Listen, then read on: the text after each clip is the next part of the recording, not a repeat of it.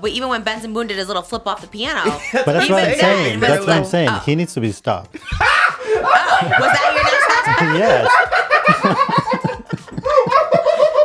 What?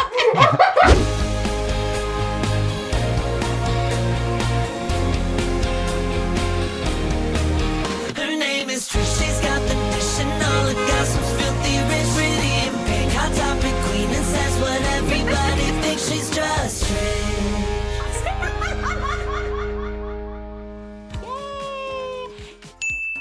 Hello, and welcome back to Earth. This is just Trish. We all safely landed here, and we're excited to be here. It's early. We started early, started glam at 5:30 a.m., just makeup, no hair, because everyone is still at Coachella, and my heart is still in Coachella. But if you are not at Coachella, or you are, if you're coming back for weekend 2, in between there's Trishchella at Radio City Music Hall. Tonight, actually, if you're hearing this or seeing this tonight in New York City, Radio City Music Hall. It's our biggest crowd yet, but there's still some tickets left. I think we have 4,500, 5,000. I don't know. There's a certain amount sold, and there's still a few tickets left. So come see us. It's going to be the biggest show. It's going to be amazing. And then we go to Boston. That's been sold out since like right away. But we're filming Boston, which is very exciting. I don't know what we're going to do with it. I don't know what's going to happen with it, but we're filming it. So bring the hype, Boston. But I'm really excited for New York City. I'll be doing photo shoots around the city this morning at the hot dog carts, at the Linktree billboard above the Olive Garden. I will be all over Times Square this morning. So how can I be at 2 places at once? I'm here in LA and New York.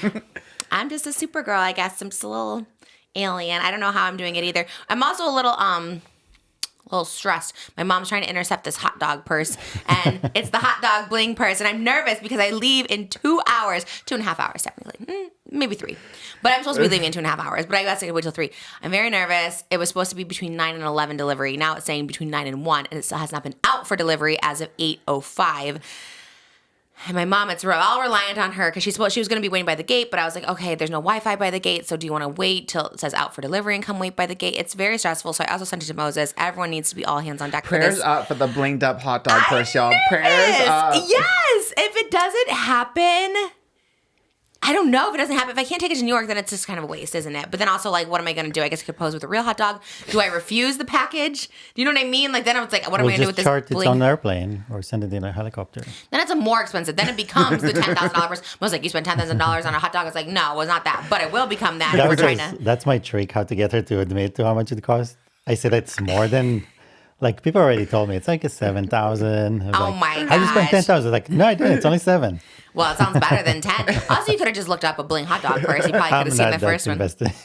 Wow. Oh, damn. Now that I know that, I'll make sure not to do it. But you also did say that you could use that blinged up hot dog purse throughout the year. That was kind of your sale. That was your sale. You're like, look, it's not just for this one photo op. I can use it. It's never going to be used again. It will never be used again. And I know. After the rainbow Birkin, you think I would learn my lesson. But we're going to make this an iconic thing, too, where one day it'll sell. One day the Birkin will sell. Everyone brings it to the shows. First of all, it's not for sale. We're going to get a safe. We're going to get a new safe just for the Birkin now.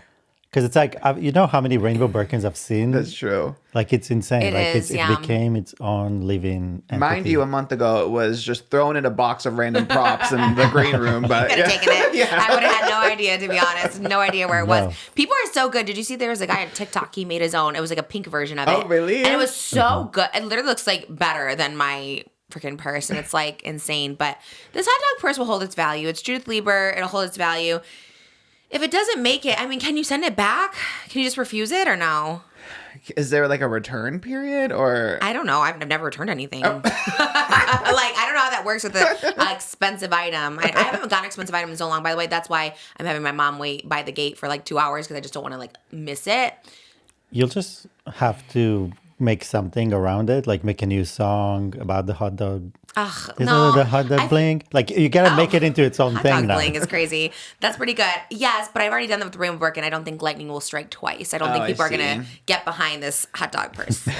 As much as I want to make it a thing, I don't think it's going to be a thing. But we're all packed. We came back from Vegas, repacked last night. My tan is still setting. I haven't even showered it off because I want it to set in. I'll be on the plane smelling like tanner to everyone around me. And I don't mind it, actually, because I want to be nice and tan on stage for all my East Coasters. We came back from Vegas. Oh, wait, let's finish the shout-outs. Patreon. Patreon. Okay, patreon.com/JustTrish. Lots happening on Patreon. First and foremost, it's a hot topic, but we can just talk about it quickly right now.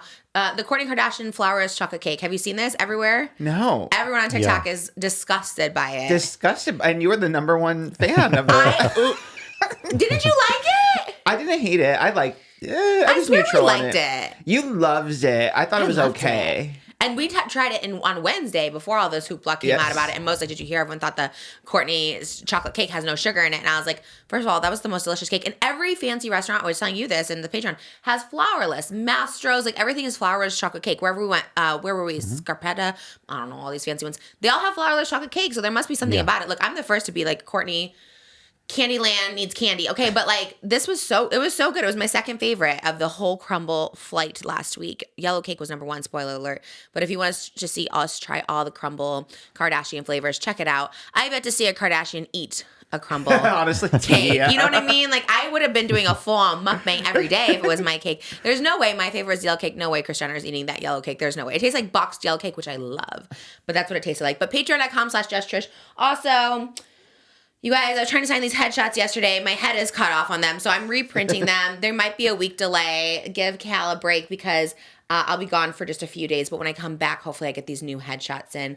I use the same company all the time out of San Diego. It's never happened. I don't know. I don't think it was my fault, but I'm not sure. I emailed the company. Was that wrong to email them? Be like, no. I think, but I couldn't find the email that showed the proof, huh? We got to figure out what happened. They would know. They can see it on their end. Because I know I'm a little scatterbrained, but I do these headshots myself each month, and I'm like, I don't think I did this. It's not the end of the world, to like reprint them, but I sent a little email, so we'll see. If not, I'll just reorder them. But they're coming. It's already too late anyways to order this one, but the next one's going to be, it's going to be a Gaga inspired one. It's going to be great. So you'll have a little delay on these. I'm so sorry. Please be patient. We love you for it. Patreon.com/JustTrish. And, that did not go smoothly at all. I guess that's all the promo. Oh, shout out Pop Mart too. Not sponsored, but shout out to Pop Mart. They sent us a giant pink astronaut. Do we know what it was called? I forgot. Miss Molly or something. Have you heard of these? No. Mega Molly astronaut. It said it was like 50 of 2,000 or something, right? Yeah, it's like there's like 2,900 of them out there. Looks funny, but it also looks like it could be an expensive piece. Did you look it up? Is it a Mega Space Molly? Yeah. Yeah, those are cute. Are they bougie because or I looked no? online. I couldn't even find anyone that has them. Probably yours is probably bougie. They're kind of like a Labubu. Ours is really big. Yeah, Everything yours that is is probably online. a special thing. This is like, it's this big. It's pink. She has like a little gun that Malibu stole out of it. It's like this little pink gun. And it was cute. I don't know. They sent us this huge Pop Mart. Was it this one, but big? Mm-hmm. She's so cute. Are the little ones like collector things? Yeah, like a Labubu. Like they're in there's little a light. boxes. There's a light in her belly, like kind of like an wow. infinity light in there. We'll do a little B-roll for Jimmy. It's really, really cute. They sent us these huge. We came back from Vegas. I was like, there's so many boxes. You know what? My biggest flex now, it's all PR. I really don't order anything except for the hot dog purse. But I really don't order anything. And Pop Mart randomly sent us. And I was like, what's Pop Mart? And I was like, oh my God, Remy Ashton. Like, that's her Yes, of favorite course. store. That's where all the Yes. lions are. Like, Pop Mart is where I want to go. And they sent us a bunch. They sent us Labubus. They sent us a bunch of things. So shout out Pop Mart. They sent us these things called like crybabies that are That really is cute. so fierce. I do love a Pop Mart. Have you been? I've never been. Yeah, I've been to one once, but again, Miss Remy Ashton's impact, whatever they're paying her, it's working It's because I'm there. $45,000 for an Instagram story. Yeah. Yeah. Wait, was it crowded? Not when I went, no, but I have seen randomly. Jewel Sparkles from Drag Race was Shout tweeting when out. she went to Pop Mart to get Labubus. Her line was out the door, so I guess it depends. Wait, what do you mean? She had her own Labubu? No, like she went to go pick up Labubus, and there was like a whole line. I think when they are Oh. restocking, the restock date for a Labubu at Pop Mart, people know and like are Yeah. waiting in line or something because it can be kind of crazy. I saw Gia Gunn too. She had like a Labubu lunch. What? Yeah, I think it was Gia. I think she had like a whole luncheon with her girls, and they all had the Labubus. That is so cute. I think it was her. Yeah, it was all pink. It was like, yeah, it was kind of everything. Jewel Sparkles is going to be in my next music video. Oh, okay, I'm I'm so love. excited. She's so sweet too. I love her so much, and And I think we also have Miss Corey King. Oh my god! You are collecting the Rue Girls like Infinity Stones. Especially this season. I know this season I got really into. I love all the queens this season. I love every single one so much. Me too. I love the final four. I love even the ones that got eliminated or are so supportive online. Like especially Miss Corey King. She is just the first to be like Susie too. Like everybody. She's like hypes them up, and I really am excited. And we're doing one big music video. May 6th will be my final music video, and I'm really excited. It's gonna be full out backlot. I mean, not full out. I mean, I'm not going broke again with this, but it's going to be a good one. And I was super excited to secure them. They were my top 2 choices, and I got them, and I was very, very excited. I need you to be an intern on that set because I love those two queens so much. You can be in it if you want. Okay, yeah, you don't have to be an intern. You can also just come. I love your roundabout ways. You're like, I'm going to interview Jeff and Sam with Gay. I'm like, just say you're you. I'm sure you do it. You're always plotting, even though you're right. I do plot when I could just ask. But I do the same thing. I do the same thing for sure. I was like, how do I go around doing this? But that music video is gonna be fun. It's gonna be fun. It's gonna be a good time. Went to Vegas this weekend. So much fun. We had TANA. We were supposed to have actually Plain Jane and Morphine come, but then they had their show at Flamingo. Cedric he assisted or added choreo to it. It's called RuPaul's Drag Race Live. Oh yes. I haven't seen Morphine and Plain on it because they kind of rotate the girls. Yeah. But I went like 2 years ago. Oh, you did? Who'd you see? Who was there? I think it was like Naomi Smalls. God, who else was there? I forget who else, but it was a couple years ago, so it was like an older lineup, but it was really fun. I want to see it so bad. I know we were supposed to try and go Friday. We were also supposed to go to Donny Osmond Friday, and then we ended up sleeping because it was a long day with the kids in Vegas. But I want to see RuPaul's Drag Race Live, and then they were supposed to come, and then of course they're just they have their show and they got busy. But a lot of the dancers from RuPaul's Drag Race came and they were all very sweet and I'm definitely in my drag era for sure. I love it too. Love it. I got introduced to the real the in-depth world of it in season 15. And I think now that I'm back in my performance era, I'm embracing it more because I never really knew what I did. And I was like, you know what? I think what I'm doing is drag. That's what I like to say. So I'm in it. I love it. I can't wait. I heard they're currently shooting season 18 right now. Whoa. Yeah. Everyone's like, that's so soon. That is. But they're really quick with it because even All Stars 10 comes out a week after the season 17 wraps. Oh. So they are quick with it, as they should be, because life without Drag Race is not a life worth living. No. Love that. That was beautifully said. Made that up right now. But. I love it. I know. I don't know what I'm going to do when this season's over. I know. I'm really attached to all of them. I love the girls so much. Who's winning? I think it's Anya. It do take nerve. It do take nerve, and she's just so good at everything. She's so good at everything. But I love them all. Jules Sparkles just have a special place in my heart. She is Cuban, so I'm blaming it on that. But she's just so sweet and so cute. So sweet, so cute. But I love them all. Sam is a star. Lexi is so sweet. So talented. I love her story. Her story, every time she talks about it, makes me cry. The fact that she was kicked out, she was homeless, she was a drug addict, and has such a strong message, I think. And love. She has a LinkedIn profile. Love. Oh, so, love that. Okay, she's an accountant. Her day job is an accountant. Really? Yes.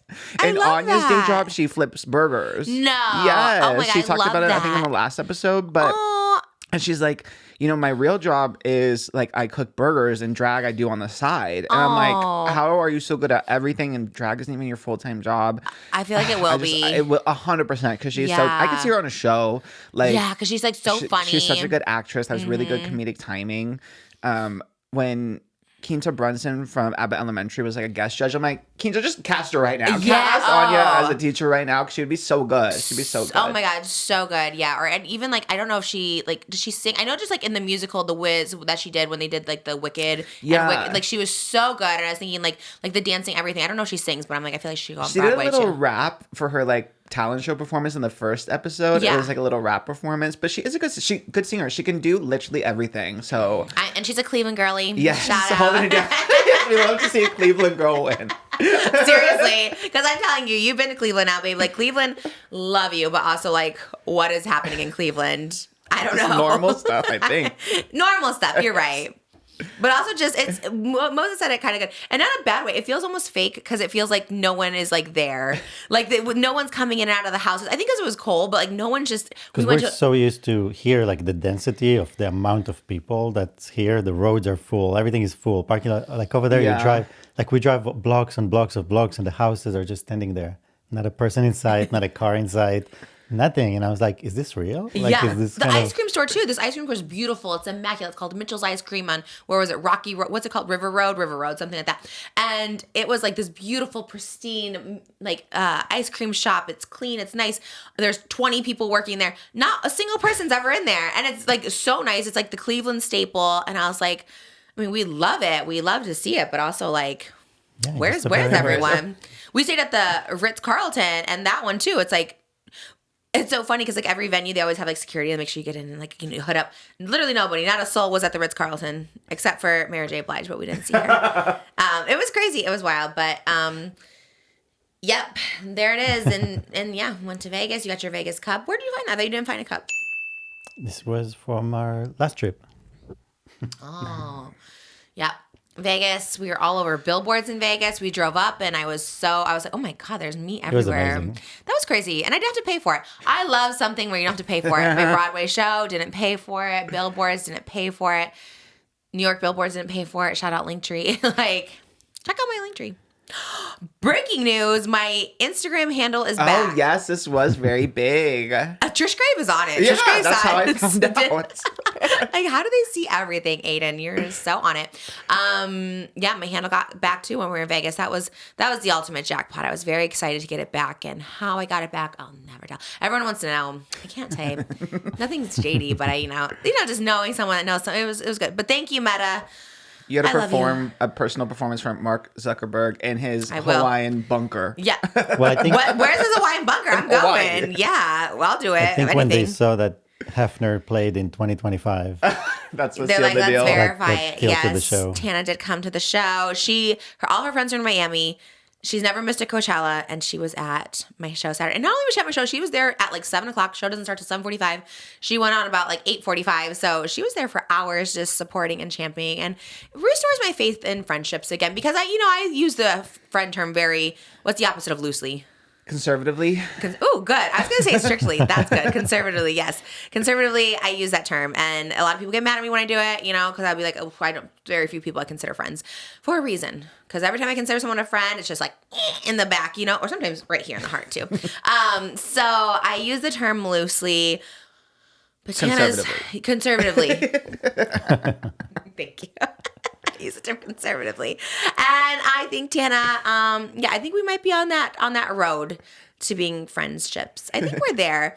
It's just always scary, but she is like a real one. She's a true one. She is like so nice, and she's so happy to be there. Sometimes you just don't need labels, so love. Period. Yeah. Oh my gosh, woke queen over here. I love that. We don't need labels. You're right. I love that. Okay, you're right. Let's just exist as humans. Fluid. Yeah, we're friendly fluid. We're friendly adjacent. We are just fluid people. We're all just humans, really. We're all just water, drops of water. And she's a real one. I love her. And it was great. It was hard to compete with Coachella. I'm not going to lie. It was very hard to compete, but the we did crowd, it. Though, when you guys performed was so funny. I loved it. Every video I saw, it was just like Jesus himself appeared on stage because everyone was screaming so loud. I couldn't even hear a word y'all were saying, but I loved it. It like gave me literally Eras Tour flashbacks. Like whenever she had a surprise guest or something, I was like, oh my God, it was nuts. That's a big compliment. The crowd was insane. It was so insane. Sweet. Yeah, the comments I saw, because I saw a lot of TikToks too, all the comments were literally like, thought this was Coachella, but the crowd was way more hyped. Thought this was Coachella, actually. But looked like they were having fun. It made me happy. I know, the Coachella. Thank you so much for the sponsor of today's episode, Chime. This is a good one, y'all. Listen up. When you open a Chime checking account, you're one step closer to a better financial future. With no maintenance fees, fee-free overdraft up to $200, or getting paid up to 2 days early with direct deposit, making progress has never been easier. And if you ever want access to your pay before payday, you can use My Pay to get up to $500 of your pay before payday with no mandatory fees or interest. Learn more at chime.com/Trish. This is great. Back in the day, I used to overdraft my account and I would be charged in crazy fees. And I was like, but if it just was one more day, because that payday, it's right around the corner, but sometimes you need it right now, and that's where Chime comes in. Back in the day when my account would be just $10 overdrawn, I'd have massive fees. With Chime, you can overdraft up to $200 with no fees. Chime is a financial technology company with a sense of community. Join millions of Chime members who are working on financial progress. A Chime checking account helps you make progress with fee-free overdraft up to $200. Next deposit is applied to your balance. Get spotted on debit card purchases and cash withdrawals. No monthly fees or maintenance fees. Over 50,000 fee-free ATMs. To date, Chime has spotted members over $30 billion. Chime gets it. Why don't these other banks get it? Chime gets it. You need the money now. They know it's coming. They know you're good for it. They're helping us out. MyPay is the best way to access your pay. Get MyPay when you set up qualifying direct deposits of $200 or more. Get your pay any day. Free transfers within 24 hours or $2 fee applies to get funds instantly. Make progress towards a better financial future with Chime. Open your account in 2 minutes at chime.com/Trish. That's chime.com/TRISH. Chime. Feels like progress. Banking services and debit card provided by the Bancorp Bank NA or Stride Bank NA. Members FDIC. Spot me eligibility requirements and overdraft limits apply. Fees apply at out-of-network ATMs. MyPay eligibility requirements apply. Credit limits range $20 to $500. $2 fee applies to get funds instantly. Chime checking account required. Go to chime.com/disclosures for details. We love you, Chime. This is a great service. Check them out to see if they're right for you. Thank you, Chime, for sponsoring. The Coachella crowd was mild. I didn't see much. Do you watch it? Do you watch the live streams? Yeah, I watched for the people I was interested in. Like, I watched, obviously, Lady Gaga, Queen, Charlie, Lisa, Jenny. So I saw Benson Boone randomly, but I was a little curious about. I watched Benson Boone too, and it was all over my timeline. And I think that was the one where I thought the crowd was most mild. I even told Moses, I never, I don't care about Coachella, but I was telling him, I was like, so odd. Like Brian May was his special guest, who is the guitarist from the original Queen. I only know that because of the Rami Malek movie and all his promotion, but I just know that that's like the original. Anyways, even if you don't know the special guest, right? The guy is obviously being lifted behind Benson Boone. Must be a big deal. Must be a big deal. He's old. He has gray hair. He's like rocking out this guitar to, I don't know, Bohemian Rhapsody, whatever they were singing. And the crowd was so mild. I was like, what the hell? Like, even if you don't know the person, like, everyone's like, I don't know, rolling or just having a good time, whatever, drinking. Wouldn't you just be like, yeah? Like, I don't know, the person's like rising above the stage. But, I mean, not a cheer. It was so odd. And he even said, Brian May. Again, if you don't know who it is, wouldn't you just like yell for that person? Very odd. Yeah, I try to give the benefit of the doubt for the crowd because I imagine if it was me and the fact that they're like outside in the desert for like 8 hours in like a literal like pit of hell, like you have no room. I think I would also kind of just be like disassociating almost because I would be kind of miserable. But that's just me personally. I see. It would be hard for me, even for like Lady Gaga, who I would be like dying for. It would be hard for me to be like so stoked just because the thought of being out, trapped, surrounded by thousands of people on my feet for 8 hours with like limited access to a bathroom and stuff. Because for me, the Eras tour was 3 hours, and by the end, I was like, whoo, I don't know if I could do that again. You know what I mean? Yeah, so these people out in the desert for 8 hours, I'm like, girl, I don't know. But I think it's really the age and like, okay, let's say Taylor Swift came on stage. Yeah. I don't care how many hours you've been out there. You'll be like getting up and be like, okay, this is the moment. Would you? I think they're young. They don't know. It's because it's not Queen. It's the guitarist. It's not Freddie Mercury. So like, do they know the drummer? Do they know the rest of the band? I think even if it was Freddie Mercury, they probably would have been like, raised from the dead. Yeah. But I don't know. It kind of brings me to the next hot topic. Wait, before we switch on it though, but even when Benson Boone did his little flip off the piano, but that's what I'm saying. That's what I'm saying. He needs to be stopped. Was that your next hot topic? Yes.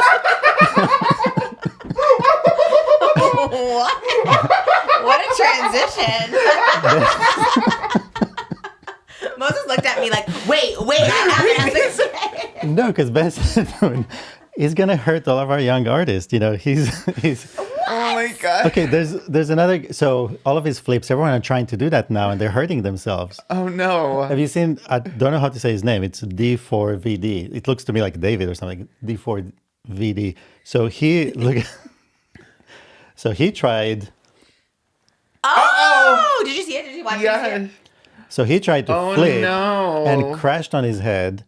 And I'm like, let them just sing. What is this, at Coachella? Is this at Coachella? Yeah, this is Coachella. Well, I'm like, let them just sing. Let's take the acrobatics out. Benson Boone? Well, he masters a flip. But it's because of him that everyone are doing this now. Well, you can't blame him. Oh my gosh, that's like blaming the movies for violence that happens in real life. You can't just blame that. I blame him. That's Oh my wild. God, That's that a wild is so take. funny. Well, I like his little flips. I am torn because there is a part of me that's like, okay, girl, we get it. Because it's not just like a one flip. It's kind of like 3 throughout the set or whatever. And then he like dives off the stage at one point, like pencil dives down. And it's impressive. I think I read he used to be a diver. So that's why. And he must have really strong bones and ankles, I guess, because my ankle would be snapped in half. Yeah, so he pencil dives into the crowd or onto the stage? He's like on the top part of the stage, and then he like pencil dives down and lands like straight up on his feet. Yes, on the bottom, yeah. and it was a pretty tall drop. He must have really strong ankles. I don't know how a lot of calcium, I guess. I don't know. That is crazy because even Zac Efron, when he jumped off the cliff and bet on it, because I studied that multiple times because I wanted to do it before I hurt my knee. But even so, people were looking at it and being like, he jumped off like a 6 foot because the cliff is really big. I went to the location, and even then they're like, you have to really land kind of in a crouched position because otherwise you're like break your bones. Yeah, so how's he doing it? He has really strong bones. I don't know. And then there was one moment where he jumped over Brian May, like he was on the piano. Brian May was standing playing guitar. He jumped over his head. I'm like, the acrobatics are crazy. I love it. It is impressive. I feel like maybe he does it a little too much, but also I can't really be mad because if I could do what Benson Boone can do, I literally say this all the time, you would never catch me vertical. I'd be like flipping nonstop. No, same. You have a trick, you do the same trick over and over. Literally jump off that pink chair and do a backflip every episode. I would love to see it. You might hit the light. Well, we could adjust the light.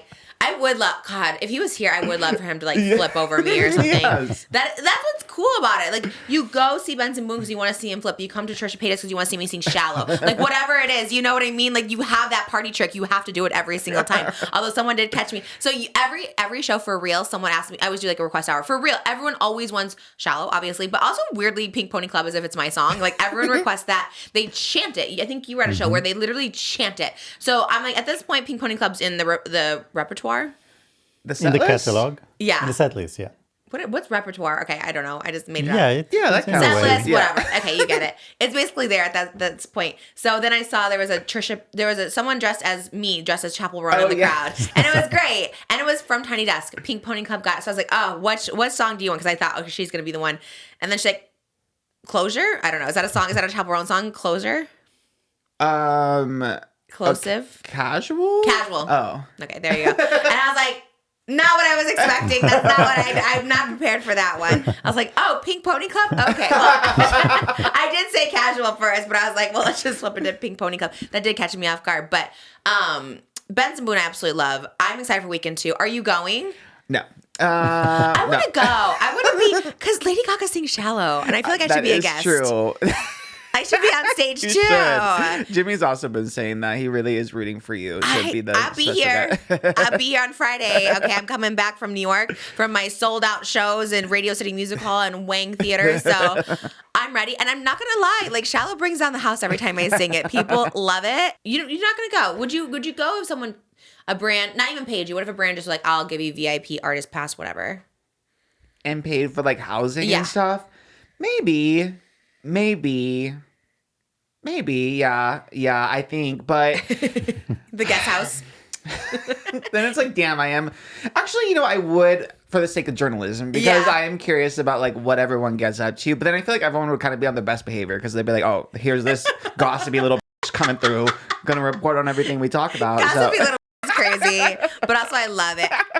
I love it. I love a little gossip. I think that's just what it is. People have gossiped from like the beginning of time. Literally Bridgerton, cavemen. Game of Thrones, yeah.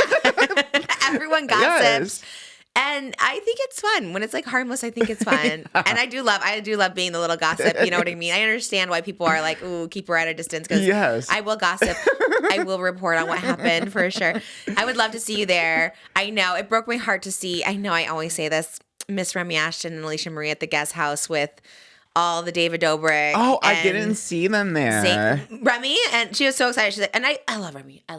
But she was like, I'm so excited to be a part of the guest house. I was like, not the guest house. Oh my God. Yeah. It's fine. She's part of them. Yeah, she's part of the crew. squad. Yeah. She had her own what bowl was it? Poke the Poke bowl, Bowl? Sweetfin. Yeah. I'm obsessed. I don't even like, what is it, sushi? I can't even eat sushi. And I'm like, I want this bowl. She will, like you said, she'll influence me forever. Like, I love her forever. Yeah. So. We have one right here at the promenade. We have a Poke Bowl? The Or Sweetfin? Sweetfin, yeah. Oh. Yeah, she had a whole, like, at Coachella, it was like they were giving out the Poke Bowls or selling them or whatever. And they photoshopped her little photo holding the Poke Bowl in front of the Ferris wheel, the Coachella Ferris wheel. That was like the poster everywhere. I was like, wow. I kind of want to buy one if they sell this poster. I know. I love her so much. And I think she's actually a guest I like couldn't have because I think I would be like really nervous. And I'm like, I'm so sorry you're here. Like, I know. You're a queen. But also she works with ZANE and HEATH, so I wouldn't be as intimidated. I'm like, all right, well, standards are low a little bit, but everything else is high. She's a queen. I know I can never have her on because I just could not help myself, even behind the scenes, to be like, why? Why is ZANE and HEATH? Like, tell me. And we like to believe that they changed, but they're still stupid men with microphones, as we've seen as their review. Also, 2 years too late on the Rachel Zegler hate train on this. Why are they talking about Snow White from 2 years ago? I'm like, what? How? This is why I really don't think straight men should have a podcast. Period. Or maybe a little test or something before. I think no. Give them a Paul American reality show. Give them a Patreon. Give them anything but microphones. Because they just sound so dumb. And they're not. I think Matt King is smart at least. And ZANE and HEATH have to be smart to some capacity. They've made something out of nothing, so... You know? Jesus, yeah. So we give them a little benefit of the doubt, but what? Yeah, there was a clip that made the rounds. I wouldn't say viral. I would say made the rounds, Yeah. of them critiquing Rachel Zegler's comments about Snow White. Again, like you said, 2 years later.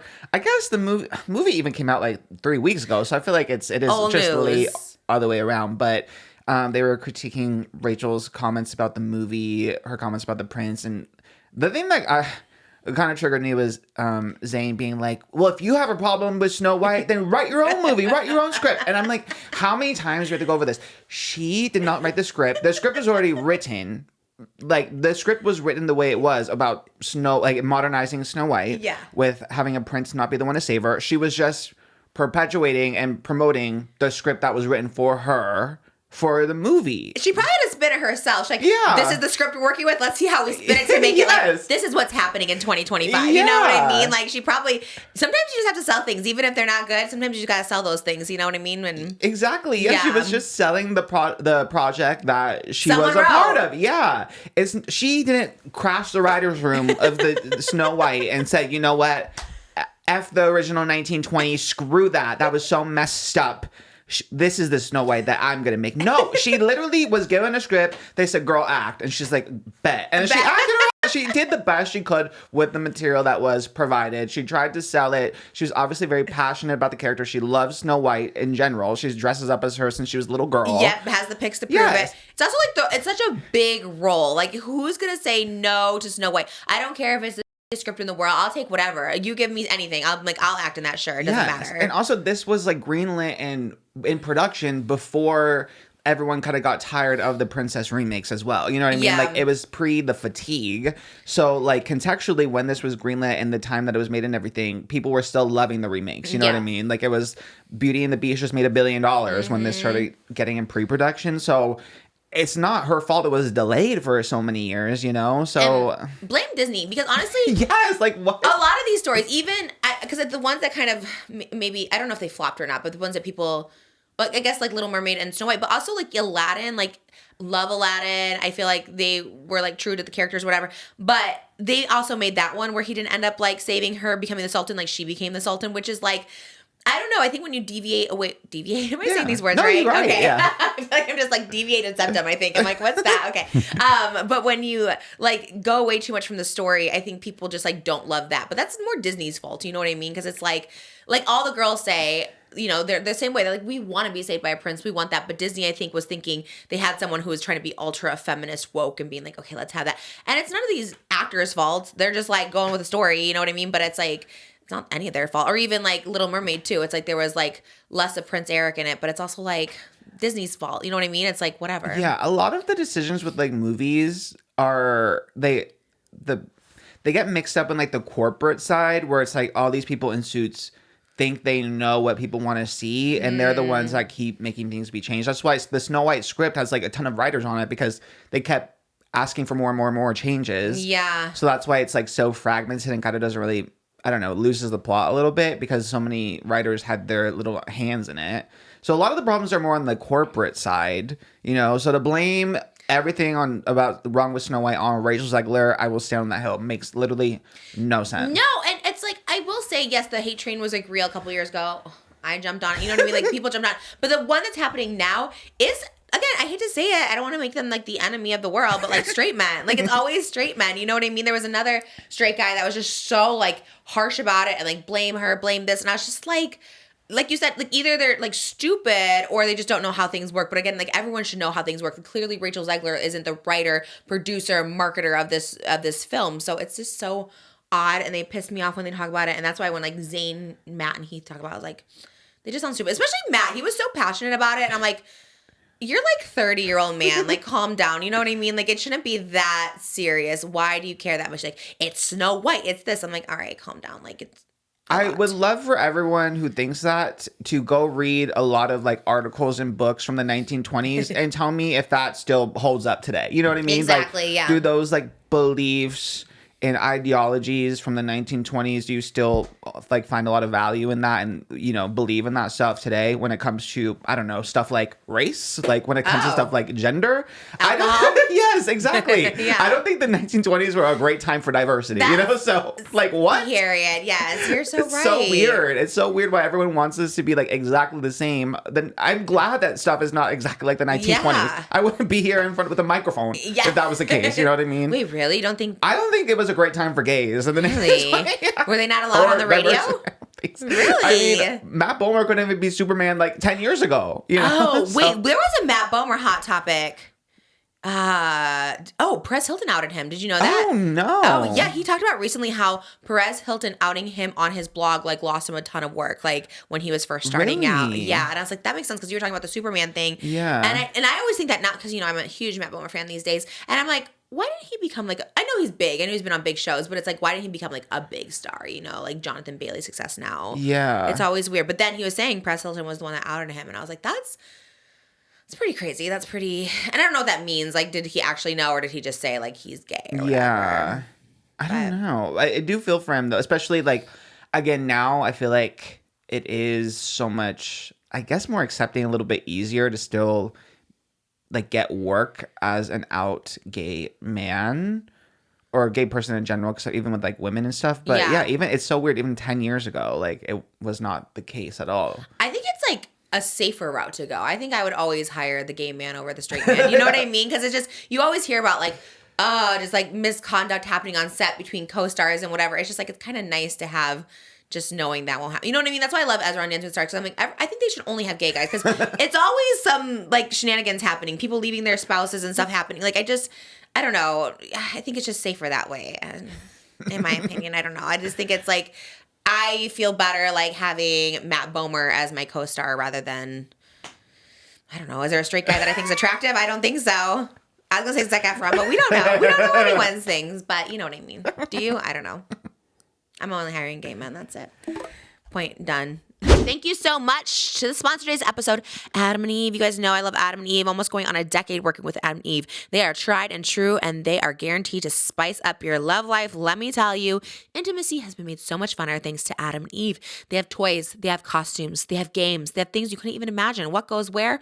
Adam and Eve has you covered. Right now, Adam and Eve has 4 toys for $20 when you go to adamandeve.com/justtrish. Your love life's going to improve immensely. Give it to your single friend. Give it to yourself. Give it to your partner. Okay, we all deserve a little love. Relax. What better way to relax in your own home and de-stress than having a little fun? Having a little ring-a-ding with your ding-a-ling. Take advantage of the new deal from Adam and Eve at adamandeve.com/justtrish. Go to adamandeve.com/justtrish and pick any 4 toys for just $20. Adam and Eve will always arrive in discreet packaging, so none of your nosy neighbors or roommates have to know what's going on in the bedroom. It's for everyone, okay? It's a fun gag gift, but just a gift they might actually use. Also, indulge in yourself. Invest in yourself. Invest in your relationship. Surprise yourself.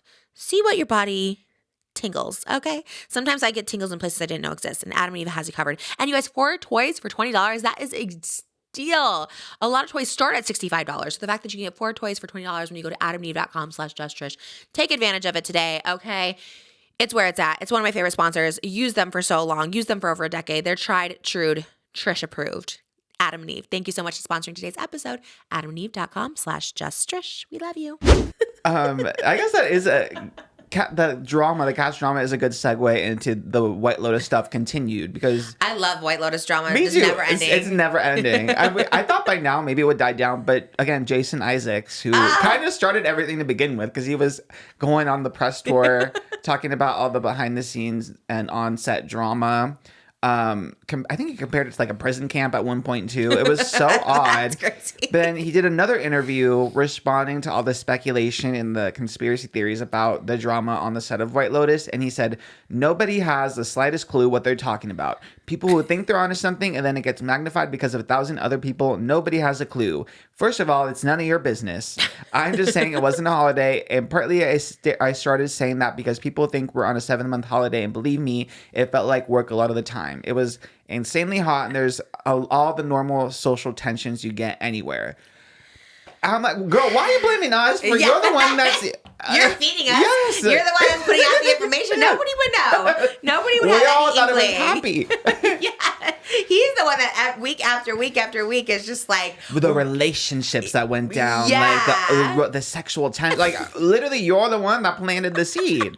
So why are you mad at us? It's like, it's none of your business. It's like, well, sir, you made it our business because now everybody wants to know. Like, girl, come on. I think he's I don't know. I think... Is he just British? I'm really concerned. If you're from the UK, is this what British men are like? I don't know. British men, maybe, because that Amy Lou, is that her name? She seems like a sweetheart. So she seems like a little precious little gem, that Amy Lou. The British men, I kind of agree. Or Sacha the Baron straight men, Cohen. at least. Yeah, straight. That's what I'm saying. Yeah. Sacha Baron Cohen, Jason Isaacs. I like Graham Norton, but he's gay. But yeah, I think Hugh Grant, he seems dubious. Maybe. I have no idea. He seems like a little... No, I think he is. Is Remember he? he cheated on Elizabeth Hurley? Oh, you're right. And he was, you know what? He's the reason I wanted to be a prostitute on Hollywood Boulevard for real. Because I remember You're right. I forgot about picked that. up, Divine Brown, I think was her name. Beautiful, but also she was definitely just on the streets like all of us were. Well, me at 18, you know what I mean? Just doing those $5 blowjobs, you know what I mean? So it gave me hope. And I remember when Hugh Grant had that scandal, he was with Elizabeth Hurley and he got a hooker on the street. I was like, maybe that could be for me, that job. So Hugh Grant, dubious, but I guess he's trying to make... Ed Sheeran seems sweet, right? Oh, is he? Yeah. I saw him on Call Her Daddy. He's talking about Moana 2, watching he does seem sweet. Maybe hidden dubious. Oh. You think? I don't know. Daniel Radcliffe from Harry Hidden Potter dubious. seems sweet. Really? I remember him was something with a horse. I think he just did a play where he was naked with the horse or something. Yeah. Isn't that a little dubious? I think he was just playing a character, I think. I don't know if that's like... But why are you naked with a horse? Why was the play naked with a horse? Equius, I think it was called. Oh, yeah, that sounds right. I wanted to see it so bad. I wanted to go see it, but I was like, why are you naked with okay, he's fine. You're right. Honestly, those two are good examples. Don't come for me. Ed Sheeran probably is like the sweetest person. But we don't know. You never know. He seems nice. I like Ed Sheeran. I wish he'd write me a song. I wish I could write a song with him. He was on Jimmy Fallon recently. They did Pink Pony Club, dressed in emo. Oh, I think he's doing Coachella weekend too. He's filling in for someone. Who's leaving? I forgot who. There was some people that had to cancel. I think FK Twigs had to cancel and someone else. But yeah, he's filling in on weekend two. I would go see maybe, him. yeah. I like it. It's my song. For all the time you rain on my parade. My one song I know from Justin Bieber. That's Ed Sheeran. You did write that one. Yeah. That song is so good. I listen to it over and over on repeat. It's like my favorite song in the whole world right now. Oh my God. Justin Bieber was at Coachella. Yeah. Did you see him? His pants were... Why did he wear the pants so low? I don't know. He was like tripping over him. Because I feel like that's an older style too, right? Like when we were younger. Us. Yeah. I feel like high school kids when we were like in grade school were wearing their pants down to their knees. Yeah. So it is odd that it's... I mean, I know baggy pants are in trend, like just like oversized, but not like that. Belted at your knees. That's why I think it's like a different version of that style. Because I've seen him and Will Smith's son, Jaden. Yeah, I've seen. Like they wear like really, really oversized everything. And there's like pants and shorts and then boxers. That's like kind of an old style, but yeah. I don't know. Do you remember He definitely has his own like whatever it His own is. style. I know he just announced a separation from, was it Drew House? Oh yeah. I just bought the Crocs. Did you see them upstairs? I just got them in. association with Trish. Oh, and it says it on the Crocs. They're the purple Crocs with these cute little bunnies on them and teddy bears and stuff. I was like, I can't wait to wear these. And then literally I got them in when we got back from Vegas, and I was like, oh no, now we can't wear these. And they were expensive. I had to get them on StockX. Like I had to like get these little Crocs. I'm so sad. I was trying to support, and now I'm like, God, I'm still gonna wear them to the airport today. Do you remember that song on American Idol? Did you watch American Idol? Yeah. A lot? Yeah. Okay, do you remember that song? There was a guy, I don't know if he made it very far. He was like an older gentleman. I always loved when they had older people on the show. And he did the pants on the ground. Yeah, pants on the ground. Looking like a fool with the pants on the ground. You Yes! showed me that. That, you don't remember it? You showed me that. Oh, I love that one. That song was so good. And I felt like that with like Justin Bieber. I was just like, I love you, but also why you looking with the pants on the ground. Also, Hot Topic, shout out Spill Stash. I get all my Hot Topics from her. She was talking about, well, not just her, it was like everybody, but how like people were making fun of Hailey Bieber for driving around Justin Bieber. Yes, they were driving. It was like photos of her on the golf cart, and she was driving, and in the back was like Justin Bieber and all his friends. And I'm like, like, why are people like? That's what I'm saying. People are reaching. I think there is a hate campaign out for Hailey Bieber because I was like, what? Like, first of all, I love driving a golf cart. I'll drive you around all day long in the back. Like that, and they're in the bougie. You can tell it's like Madison Club or something, like a fancy part of Palm Springs, probably where like Kris Jenner lives. And it's like a fancy golf cart. And they're like, wow, that's so degrading. Her driving him and his friends around. She looks so stupid. I was like, people are just never happy. They're in the crowd together happy. Like, it's just, God, if I was her, she really does have really strong mental capacity, because if that was me, I would literally hide forever. I'd be like, I'm never leaving the house because people just have everything to say. No, but they were being happy. responsible because she was obviously the what do you call the designated driver. Yeah, I mean, if they're I'm like, partying, if he was driving, everyone would be like, "Oh my God, he's driving while." Wait, why was he being reckless? No, but maybe he's Oh, you're assuming he's drinking at Coachella. I didn't say drink, but something. Okay, well, this is an assumption. This is No, drunk. all I'm saying is like Okay. we know that Right. she's the designated driver and that's responsible. Yeah, if you're driving me It's a good thing. around, people are gonna be like, but they wouldn't say anything because you're a guy. That's the Right, the that's the whole patriarchy issue. of it all. Yeah, that's why they're saying it. I used to remember when you came to my house during quarantine. I would drive us around because you'd be tired from driving over, so I would drive us to Venice Beach and It stuff was like more, that. it was your car, and you didn't like my car. So I didn't feel comfortable driving your car. We just met. Like, let me drive your car. Let me. Really? Oh, I thought you just were tired from driving, so I No. drove us around. Oh, because you ended up driving it. Yeah, that's the minute we felt comfortable. I was like, okay, I'm driving. Moses had a Porsche when I met him, and it was. Have you ever been in a Porsche? It was a tiny one. It was like the. I remember. I Tiny. It was a feel like very I saw specific- you guys in it once. And we were probably like, Yeah. and to get out of it, I was like, It's more. It is the worst. It's low, and even me, my knees like a low why car do you get is that hard. car? That's the worst car. I If love anyone has that a car. sports car, you are psychotic because you kind of look stupid in it no matter what. If you're, I dated a guy too that had a Porsche, and he's just like this huge, like 6'4", and he just looks like, is it Bowser? Is that the Jack Black one we talked about? Okay, I looked it up. Looked like Bowser in a Mario Kart car. That's what it looks like. And I look like Bowser too, but it's like you all look stupid in it. I don't know. And I know you love a sports car. Moses loves a No, sports car. I looked great in my car. Well, okay, you did look cool, but I'm not gonna lie. Like even you getting out, I mean, you were like skinny Again, at the there's time, no- but even then, it's like There's no graceful out. way to get in and out of a sport car. Yeah. There is none. Like it just doesn't exist because you're like down on the floor and you need to get yourself out. That's part of the price you pay for driving a sport car. You're But looking stupid getting out of it. yeah, but the joy of driving it supersedes all of that. That's how I got that big ass scar in my boob because the guy I was dating at the time had one of those Porsches when I was like 21 and I had just had my boobs done and he had to like rip my arm up to get me up out of there, and that's how all the stitches busted open and all like literally blood, guts, everything was coming out of my boob, and that's why I have this huge scar on there because I just remember him like yanking me out of this Porsche and I was like, I hate these cars. They're just the worst. So anyways, sidetrack from that. That's why I get the biggest cars you can get. The bigger, the better. And I love it. Mercedes has huge cars and it's great. Makes you feel tiny.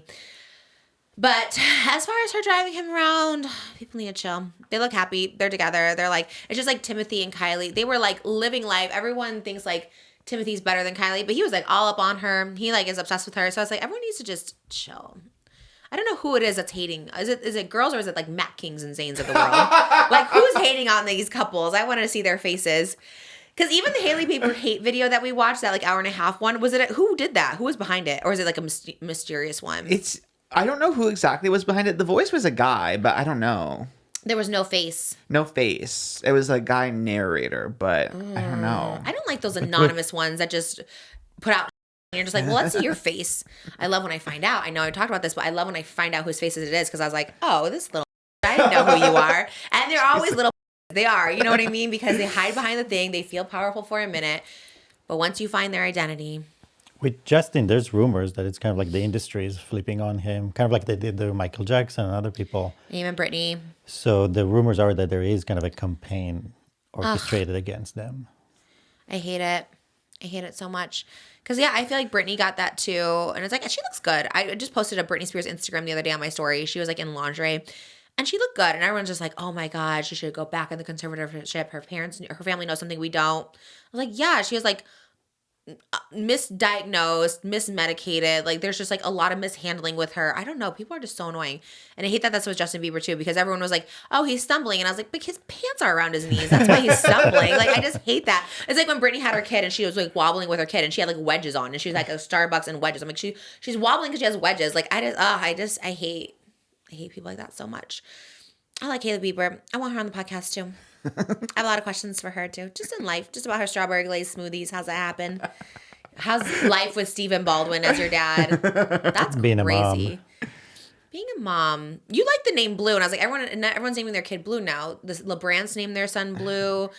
I think Justin has a daughter named Blue, or a son. Justin Bieber. I think it's Jack Blue, right? Jack Blue. Yeah, they all have the middle name Blue. I think Savannah's LeBrant's kid is LeBlue, whatever. No, one of the names, because one of the movie posters that I actually had as a kid in my room was, it's like Grand Blue, the Big Blue. It's like an old movie. And so that's where we got gender Blue. Neutral name, Big Blue. I like that. Big Blue is crazy. No, but I thought maybe the French name. Grand Blue. Grand Blue. Oh, okay. But it still translates to Big Blue. That's a little triggering. My daughter, I always say that she watches Sunny Bunnies, and there's a character named Big Boo, and it's the biggest, fattest pink one. And I'm always like, which one's mommy? She's like, Big Boo. I was like, No, but that's the only reason she says that is because it's the only pink one. I don't know, babe. I know she doesn't mean it like that, but I'm always a little triggered. Moses gets to be the cool robot. I'm not even one of them. I'm the robot. She's like, why? Because he takes care of them. Yeah, he always is like I'm not even cooking part of the gang. I'm just the support team. I'm the No, tech. the robot's so cool. He makes donuts and popcorn and everything. She's Little Hopper, and I'm Big Boo. Big Blue, I don't know about Big Blue. I don't like the name Blue, I don't think. That's okay. It's good for like Justin Bieber and the LeBrant family, but I don't know if I like that name. I still like Lucky for boy or girl. I sang Lucky in Vegas. They asked for that one, and then Elvis being Lucky in Viva Las Vegas. I still really like Lucky. Maybe we haven't decided.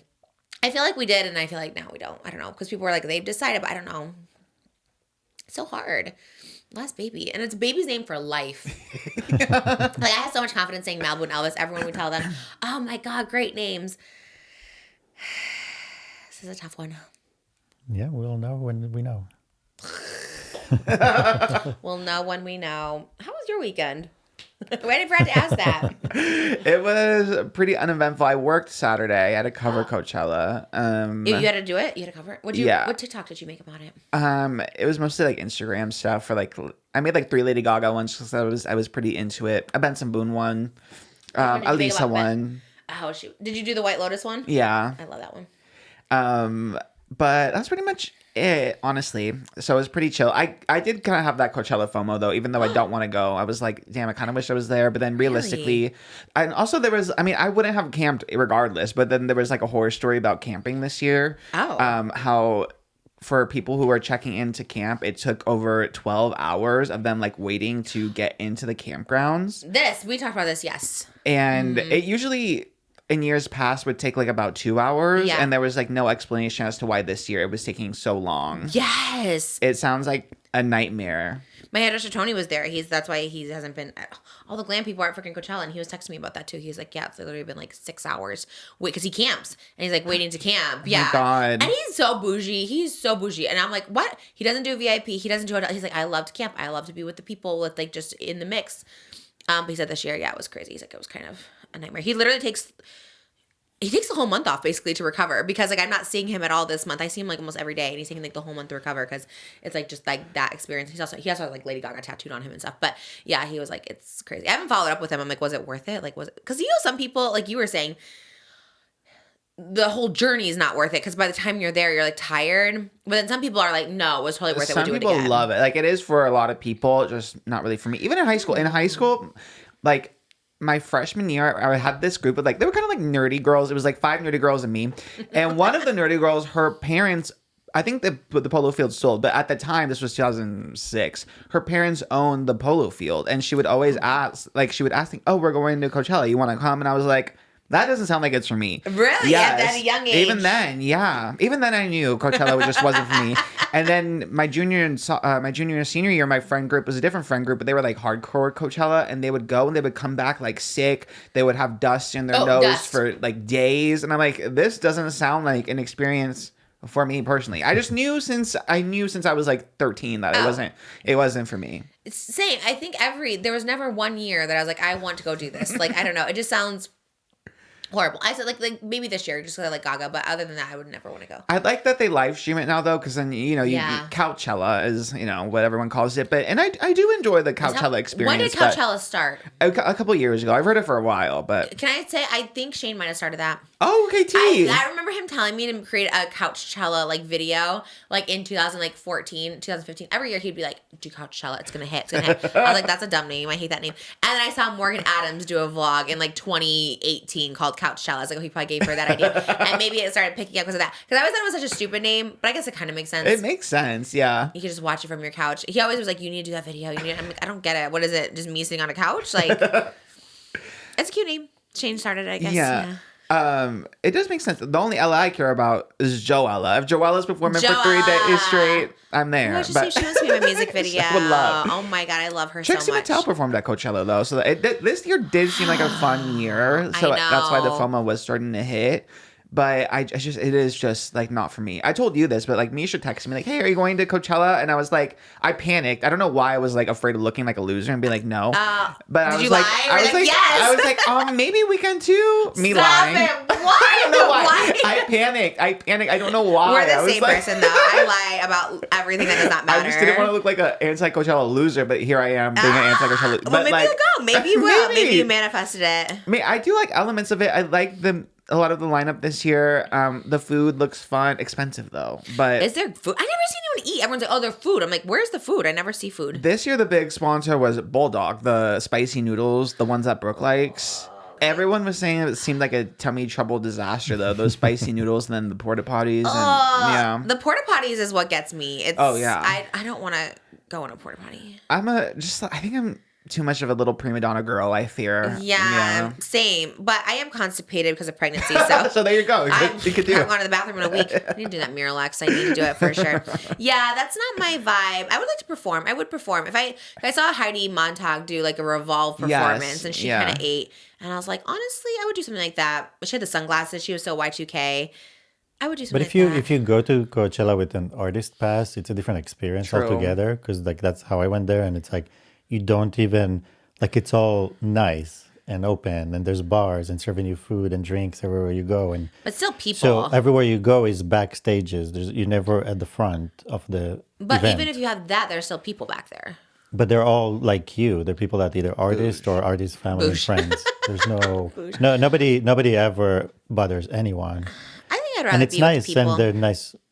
Well, and the porta potties then. Because Justin Bieber, not the porta potties. I'll go with the bougie at the porta potties. Yeah, but Justin Bieber spends most of his time in the back. He looked like he was walking amongst the crowd. There must have been a reason he needed to get to. I'm surprised Alex Warren wasn't there. He's everywhere. I'm surprised he's not performing at Coachella. He's on Jimmy Fallon. He's his PR person. How did he get on Jimmy Fallon? I see Harry Daniels everywhere. Okay, Harry Daniels. He's working overtime. He's working late. Yeah, he was a singer for real. He was a singer.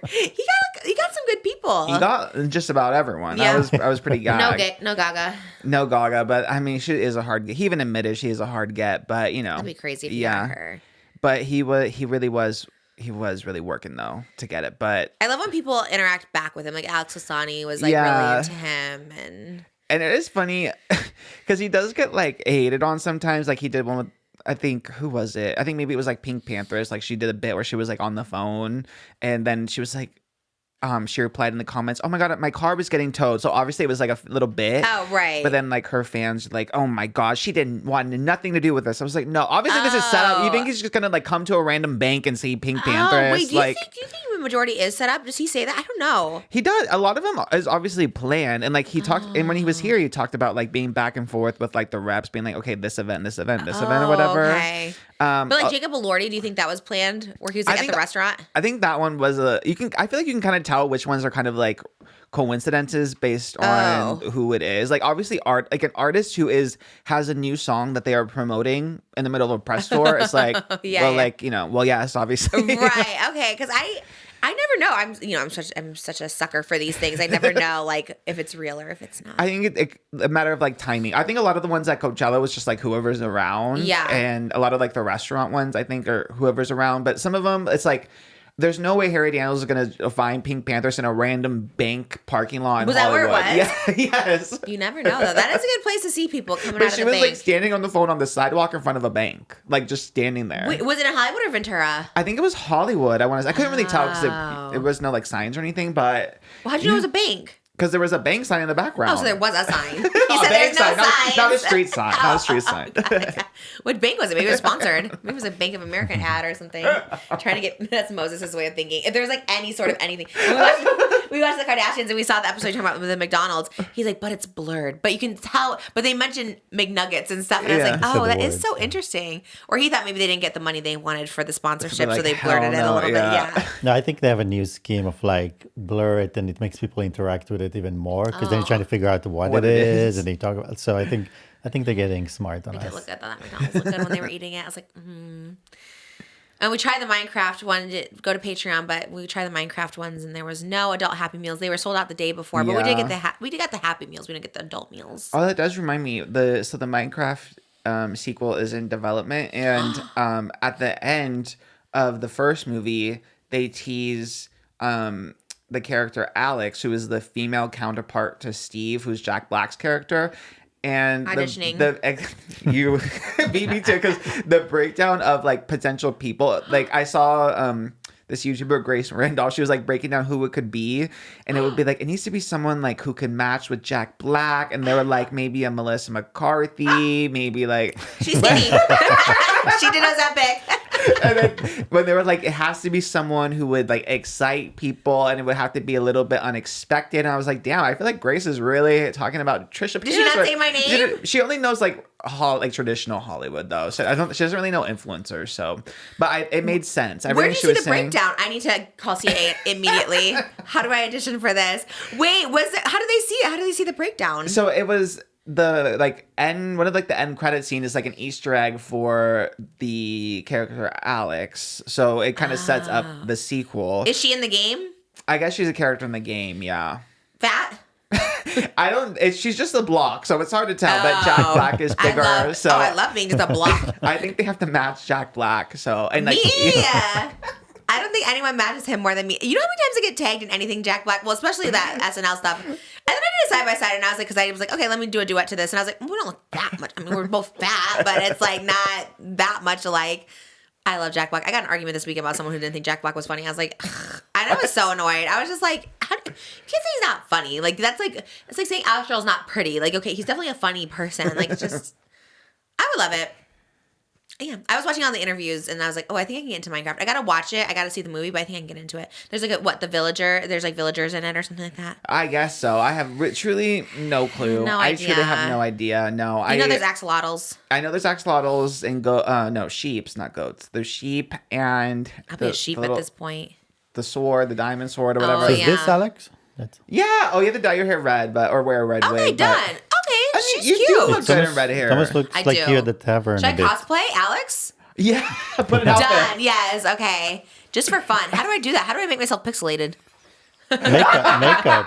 It's all makeup. Makeup or prosthetics? I think with makeup it will look cool. I love it. I'm doing it. I know because I looked up the Jason Momoa character on how to cosplay because he said he wore pink in the movie, but he just has like a pink leather jacket, so I'd have to do like a beard and everything. Because I'm still sure gonna do a Minecraft cosplay. And I'm sure the clothes you can get them pixelated and all. Right, they probably sell those like the graphics. Most got his shirt again on Amazon, and it has a silk screen print on it. They probably could do that with pixels. Like how you can make pixels of it. People are still wondering why is the Amazon mention on You the love shirt. an Amazon shirt. You're like, oh, look what I got from Amazon. You always tell me. That's why. He's always like, got this For from me, I just Amazon. get it online. Like I don't even think of it as like.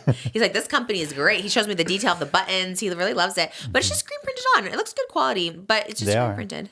They're really, to me, it's more, they're soft and light. And, you know, I got to listen to Minecraft. We're going to do a Minecraft episode. What would you be, Axolotl? I guess Axolotl, yeah. Yeah. I guess so. I don't know. Have you seen all the crowd? I mean, the crowds have gotten, I think, worse since it became more of a viral thing. Yes. With someone bringing a live chicken. My mom told me about this. She was mad about it. She was like, don't go see Minecraft. Like, it's dangerous. They're bringing chickens in and throwing popcorns. She was like, really. I was mad for that chicken, though, I will admit. Yeah. Why did they do that? Because there's just college boys being dubious, truly. Was it college? I feel like it has to be high school. I'm pretty sure it was college boys. Yeah. Then they're college. also on my list of. That's even worse because high school, you're like, all right, they're little punks. But now if you want to be on Minecraft, you have to, be kinder to that demo because that is 70% of the demo. Love a high school boy. You gotta go do that. It does sound bad whenever way you put it. We support. I sound like James Charles on Impulsive. Was it when he said like he liked the look of high school boys or something? That was crazy. Oh my God. All right. Don't take it out of context, anybody. We appreciate the demo. I appreciate the demo. Stop laughing at me in Target, okay? Stop pointing phones at me and being mean. Yeah, someone brought in the live chicken. And then they abandoned the chicken after, which is kind of the worst part. It's What like, do you damn. mean? They left it in the theater? Yeah. Why didn't they go to prison for that? Isn't that like literally like you can't just leave It a feels like a little chicken? animal abuse. Yeah, it makes me Did sad. someone find them? I'm surprised the internet hasn't found these people. No, the people, they posted the TikToks. The Oh my actual But they were people. wearing masks, those two guys. The They were ones with the wearing chicken. masks. Cowards. And when people wear masks, it's like those people who line up to have sex with that girl that has sex with 1,000 people and wear masks. It's like, show your face. Don't be a coward. Like, if you're going to do stupid like, show yourself. Yeah. You know, maybe there's like a tattoo on their hand or something people can find. I'm not about like doxing people, but you know what I mean? Like, if someone leaves a chicken, that is animal abuse. Where's that chicken supposed to go? How is he supposed to cross the road? Or why would he cross the road, you know? But and it was cute though. Jack Black, he went into like a normal like theater screening of Minecraft movie, and I think no one really knew he was in there first. But then he stood up and was like, "Okay, everyone, don't throw the popcorn at the screen and everything." So he asked people to be more polite, which I thought was really nice. And did they do it? Did they abide? I think they listened to Jack Black. Yeah. And he didn't get mobbed or anything. They're just like, all right.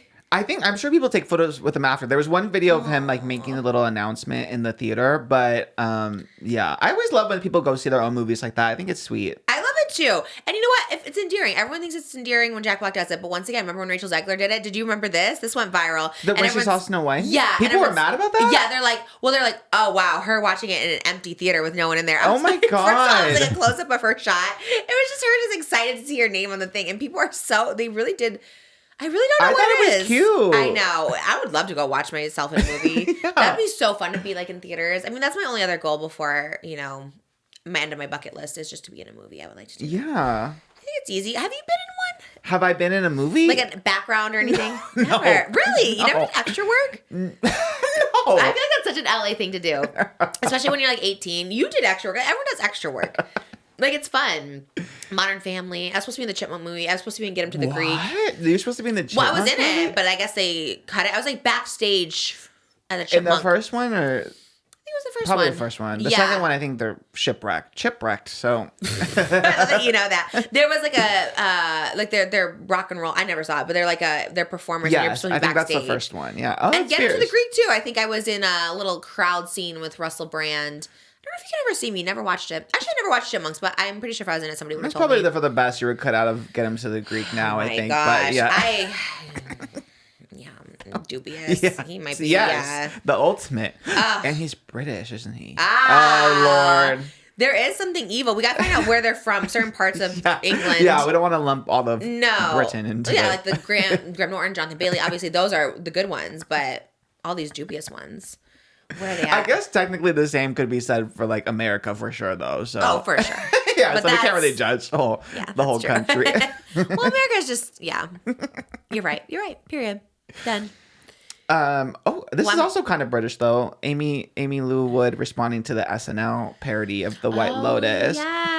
I felt so bad for my queen. Yeah, I feel like she's so well liked and loved. Like, you can't do anything about her. She is just the sweetest little being. And, like, she was the sweetest character. Obviously, she was Chelsea in the White Lotus. And in real life, she seems just as, like, sweet and precious and, like, just so nice. Yes. That, yeah, everyone is just protective over her, as they should be. But she did say the SNL parody, The White POTUS, which was so clever. It was clever. Everything about the skit was pretty clever. Yes. And then, but it didn't really make sense because it was all kind of spoofing like the White House. But then randomly, the one White Lotus character was Chelsea. And right. So, and Sarah Sherman played Chelsea, and she had the big fake teeth and like the bad accent. So it did, even in the context of the skit, it didn't really make much sense. Like, why is she the one White Lotus character, and why is have to be like making fun of her physical appearance? Right, you know? right. I got it. I thought it was like, I don't know. I thought it was like funny. I get it, and I know I'm like definitely against the grain, but I thought it was like funny. No, was it not? I think it could have been if she. To me, I'm like, if she didn't care about it and she thought it was funny, you know what I mean? Yeah. Then Or I'm like, if all okay. the characters were the characters from White Lotus as caricatures. But she was the only one that was like a caricature. Like, you know, when you draw a caricature and make them like extremely... I would have taken it as a compliment, but I know what you're saying. She didn't. But I mean, it's like, if I'm the only one, right? Everyone else is like Trumps and politics. I was telling Moses this because I watched it. I was like, this is so funny, even though I get none of the jokes because I have no idea what's happening. I get obviously like the brother jokes. I guess Trump has sons. I don't know. I get some of the jokes, but I don't get most of it. But I would, if I was the only character they chose to spoof, I mean, it's somewhat of a compliment. I'm not trying to be an SNL apologist over here, but I feel like it's somewhat of a compliment. I think for her also, like, contextually, she did an interview where she talked about like how in her own brain she Mike White had to like fight for her to be cast in the White Lotus, and one of the producers for the show said, you know, it's so good that you're here. Mike White really fought for you to be here, but she internalized that as like, oh my god, I'm too ugly to be on this show. So she was already like had that thought as she was filming, like, everyone is so pretty, I'm the ugly one here. So, and HBO didn't even want me, even though that wasn't true. She just said that's how she internalized it, like her inner saboteur. So I think already having that, and then also there's been, even though it's been mostly complimentary, like the discussion about her teeth and people like appreciating, but there are like she said there's like TikToks that like of orthodontists like breaking down everything that's wrong with her mouth or whatever. So it's just like a lot of talk about her physical appearance, and then being like the one person in the whole cast that gets talked about their physical appearance in the context of this skit where it was like all political except for Chelsea. That's how she thought it was just kind of like mean. Not very nuanced and more mean. Yeah. And also like obviously like everyone at SNL, they're like girlies. I don't think they would purposely be mean. So I think it's just one of those things where they thought it was funny, and that happens all the time. Like you think it'll be funny and everyone will be fine with it, and then you find out people's feelings were hurt, and all you can do after that is just apologize, you know, which they did. True. So who did? Which she said SNL. She didn't say who from SNL. She just said SNL reached out and apologized. Like to just me. a rep was like, "Hey, sorry, girl." I could see like probably Sarah. Sarah's very, very sweet. Yeah. Sarah Sherman, and I feel like if she found out the sweetest little gem Amy Lou Wood was upset, that she would reach out. Like, you know what I mean? Yeah. Because all the cast members are very sweet. None of them are like dastardly. No, and it's never like, I never think of SNL as like mean. Yeah. I don't know. Yeah, everyone, I always see like praise for her, and everyone like loves her teeth. Like that's what makes her, because I think that's what's so like unique about her. Like when the show first started, you're just like, oh, this is someone who looks like different in like a good way, because everyone's the same. Everyone gets their teeth fixed. I always think about this too with veneers, whatever. I think these little baby teeth, and you're just like, sometimes it's refreshing to see people with, you know, just their natural features, and you're like, oh, that's beautiful. And that's why I feel like she was a breakout star. It's also like a very American thing, because like when you're in England, that's not like nobody's talking about teeth. What is fluoride? Because they said that was the joke. They're like fluoride, and she's like, what's fluoride? What is that? Supposedly Toothpaste? there's fluoride in the water that helps with dental, like helps keep your teeth. In America? Yeah, like fights bacteria. But then there's people think the fluoride messes with your brain and it's bad for you. So there's always a fight about should we have fluoride in the water or not. I've never heard that term ever in my life. And that's why I was like, that joke. So I think like, specifically for RFK, I think he's probably fighting against the fluoride. So, what? Was that the joke? I was so because he also had like a measles shot, and I was like, "What is it? What's he injecting the measles into people, or what's he doing?" Like, it was. Did you see it? You watched it? Did you get it? Yes. But I think I think it's probably shocking for her because she's already on a big TV show, successful, and everybody is just talking about her appearance. Where when she does shows in the UK, nobody's talking about that. Like that's not the thing. Like it's about the acting or the show. So she probably doesn't even need the SNL clout in a sense. You know what I mean? She's already on a big, successful TV show. Yeah. So she doesn't see it the way we see it. Like, oh my God, you got featured on SNL. It's a great thing for you. Like, yeah. I would love, even if they put like a pig in a blonde wig, I'd be excited. And they called it Trisha, I'd be like, love it. You know what I mean? Like, but I guess that's self-deprecating or deprecating. Deprecating. God, I can't talk today. I get it. But I mean, everyone's like, she's so hot, she's so cute, she's the best character. No, so that's there why are people who are like mean to her, and also but it's like the ZANE and HEATH of the world. So like, why are we even listening to them? But also like, I feel for her because also like if you're growing up too, and you're like trying to make it in Hollywood, and I can only imagine, I'm sure there has been casting directors and stuff that have been like, oh, you have to fix this. Because that's how it is. Everyone who you think is like, oh, so gorgeous. They all have these horror stories of sitting in a casting room or like meeting with agents and then being like, you can make it in Hollywood if you fix this, this, and this. So there's also like that element too that, you know, you just get like broken down when you're an actor trying to make it. So I feel for ironically, Walton Goggins commented on it. He reposted it to his story, the skit, and called it smashing, which is like kind of unfortunate timing. Obviously, they don't follow each other, so he didn't see it. He didn't know Emilia Wood was sad about it, and he just like smashing. I'm like, oh my God. Even commented on the SNL thing. He's like, this is so funny. Because I think that's the initial reaction. Like you said, I think if she didn't say anything, everyone maybe would have thought it was like funny. I and agree, then she obviously, if you hurt someone's feelings, you should apologize. Because I'm sure that was, like you said, not the intent. Yeah. But it was funny. Like I said, I don't really get any of the political jokes. I still thought it was funny. So I was like, oh, this. It was like clever. I don't know. The jokes seemed clever. It seemed like a clever writing. I liked it. The White POTUS. I like it. They did another one. They did another. Oh, Lizzo was in it too, wasn't she? She was in the skit too as Belinda. Yes. So funny. Love her. She looked good. She's also skinny. Damn. I didn't know it was Lizzo. You thought people were just cheering? They're just like, whoa. I didn't. Did you watch the skit? Because you couldn't find it. I was like, I couldn't find it. Yeah, you sent it. I watched it. I didn't know it was her. Oh, yeah. She looked good. She was so... She always looked good, but she was tiny. Love Lizzo. I want to perform on SNL, too. Watch it. Probably Alex Warren will be on SNL next. Love is Blind. Jimmy, I couldn't be more jealous of his career. Damn, he's blowing up. Isn't that so crazy to see? Like, it's so wild. It is, yeah. I mean... Good for him, though. He must have really good, like, representation or something, for sure, you know, to have the connections. But he also is talented, at least, so it's not annoying, I think. Right. I think if he was if he was untalented, it'd be like, oh my God, get this like who? guy away. Also, he worked really hard. Who's Joji's? He's talented, right? Yeah. Darian likes shows. I didn't know he was. It's funny because I was reacting to our first episode a couple weeks ago, and I remember you brought him up, and I was like, oh yeah, and I was like, I honestly don't know who that is, but Darian loves him. He does. He has a big song that I like. Yeah, it was big on TikTok. I won't remember it right now. But Joji was a YouTuber, but he was like an iDubbbz. I think he was like a dubious Filthy YouTuber. Frank. Oh, okay. Just knowing everything. What was his name? Filthy Prank. Mm-hmm. He did pranks on people or what? He's kind of like one of the godfathers of the YouTube Pranksters world. I don't know. I wouldn't call it pranks. You just said Filthy Prank. Frank. Filthy Frank. And is his name Frank in real life? Is that his name? I'm not sure. Okay. Kind of gives me Smosh vibes. Okay. I don't know. Thinking more Me guessing. but I don't maybe. know. I don't know. I really don't know anything. But Darian listens to him. You don't know he any does, songs? yeah. Because I was like, I don't know who this is, and then he was in his Apple Music replayed last year or something. He does listen to Joji a lot. I still don't really know, but he started wearing AirPods around the house after the Newlywed Game. It's like, let me wear. I won't catch me on a plane today not wearing headphones. That's crazy. Someone else was showing me something really loud on the plane one time, and I was like, or were we at the airport? It was crazy. Something I didn't want to watch. My biggest pet peeve, by the way. Don't just show me something on the phone. Watch this. I hate that because it's never funny. I never think it's funny. And someone was making me watch like a 3-minute video, and it was so loud. And I was like, can we turn that down? This is so embarrassing. Like everyone around us, it was so loud. Anyways, shout out Joji. He was a YouTuber who made it big. There was a hot topic I was going to transition into, but that's it. Just Joji. What were you saying before, Mo? Alex Warren. Yeah, we were just talking about this because he works really hard and he was really like all in on his music. Who? I think Alex. Oh my god, yeah. I mean, he uses his sound like 50 times on his TikTok. He never stops using that sound. I love it, but it's crazy. Yeah, he sounds good.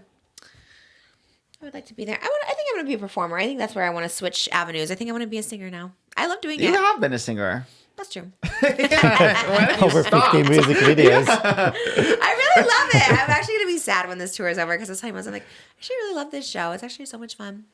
I'll be sad when it's over. Well, we still have half of it left, so still more to go. Oh, well, I like when YouTubers become mainstream. I think it's cute. I'm trying to think who else has done it recently. Oh my god! Randomly, I saw the movie Drop. How was over it? the weekend? It was really good. Randomly, a Brittany Broski's meme was in there, and then I was like, "Wow, what she's does that really mean?" made it." Her meme. This isn't a spoiler or anything for the movie, but she gets Megan Fahey, who was in last season of The White Lotus. She's like the star of it. But anyway, she gets like terrorized via airdrop randomly. Oh. But they have to start the game that they're playing on her. They just airdrop her a ton of memes, like, but they make them threatening, weirdly. But one of them was the Brittany Broski like kombucha meme. And I was like, this is so random. What was the threat? It was like me choosing who to terrorize, and then me terrorizing. I forgot what her name was, AIMEE or something. And it was like. So it was so that movie sounds horrible. No, it really. I know I'm not selling it because that sounds corny as hell with all the memes. But I'm telling Brittany you, Broski meme like that, I'd be like, what? Turn off your airdrop. How about that? honestly, I was thinking that the whole time. But then they started threatening her with like clips of them in her home with this. She's a single mom. She left her child with like her sister, and then the guy that was airdropping her was sending her clips from like her security footage, being like showing someone in her house threatening her son. So that's what kept her airdrop on and her phone on. But okay. It was actually a really, really good movie. It was a Blumhouse movie.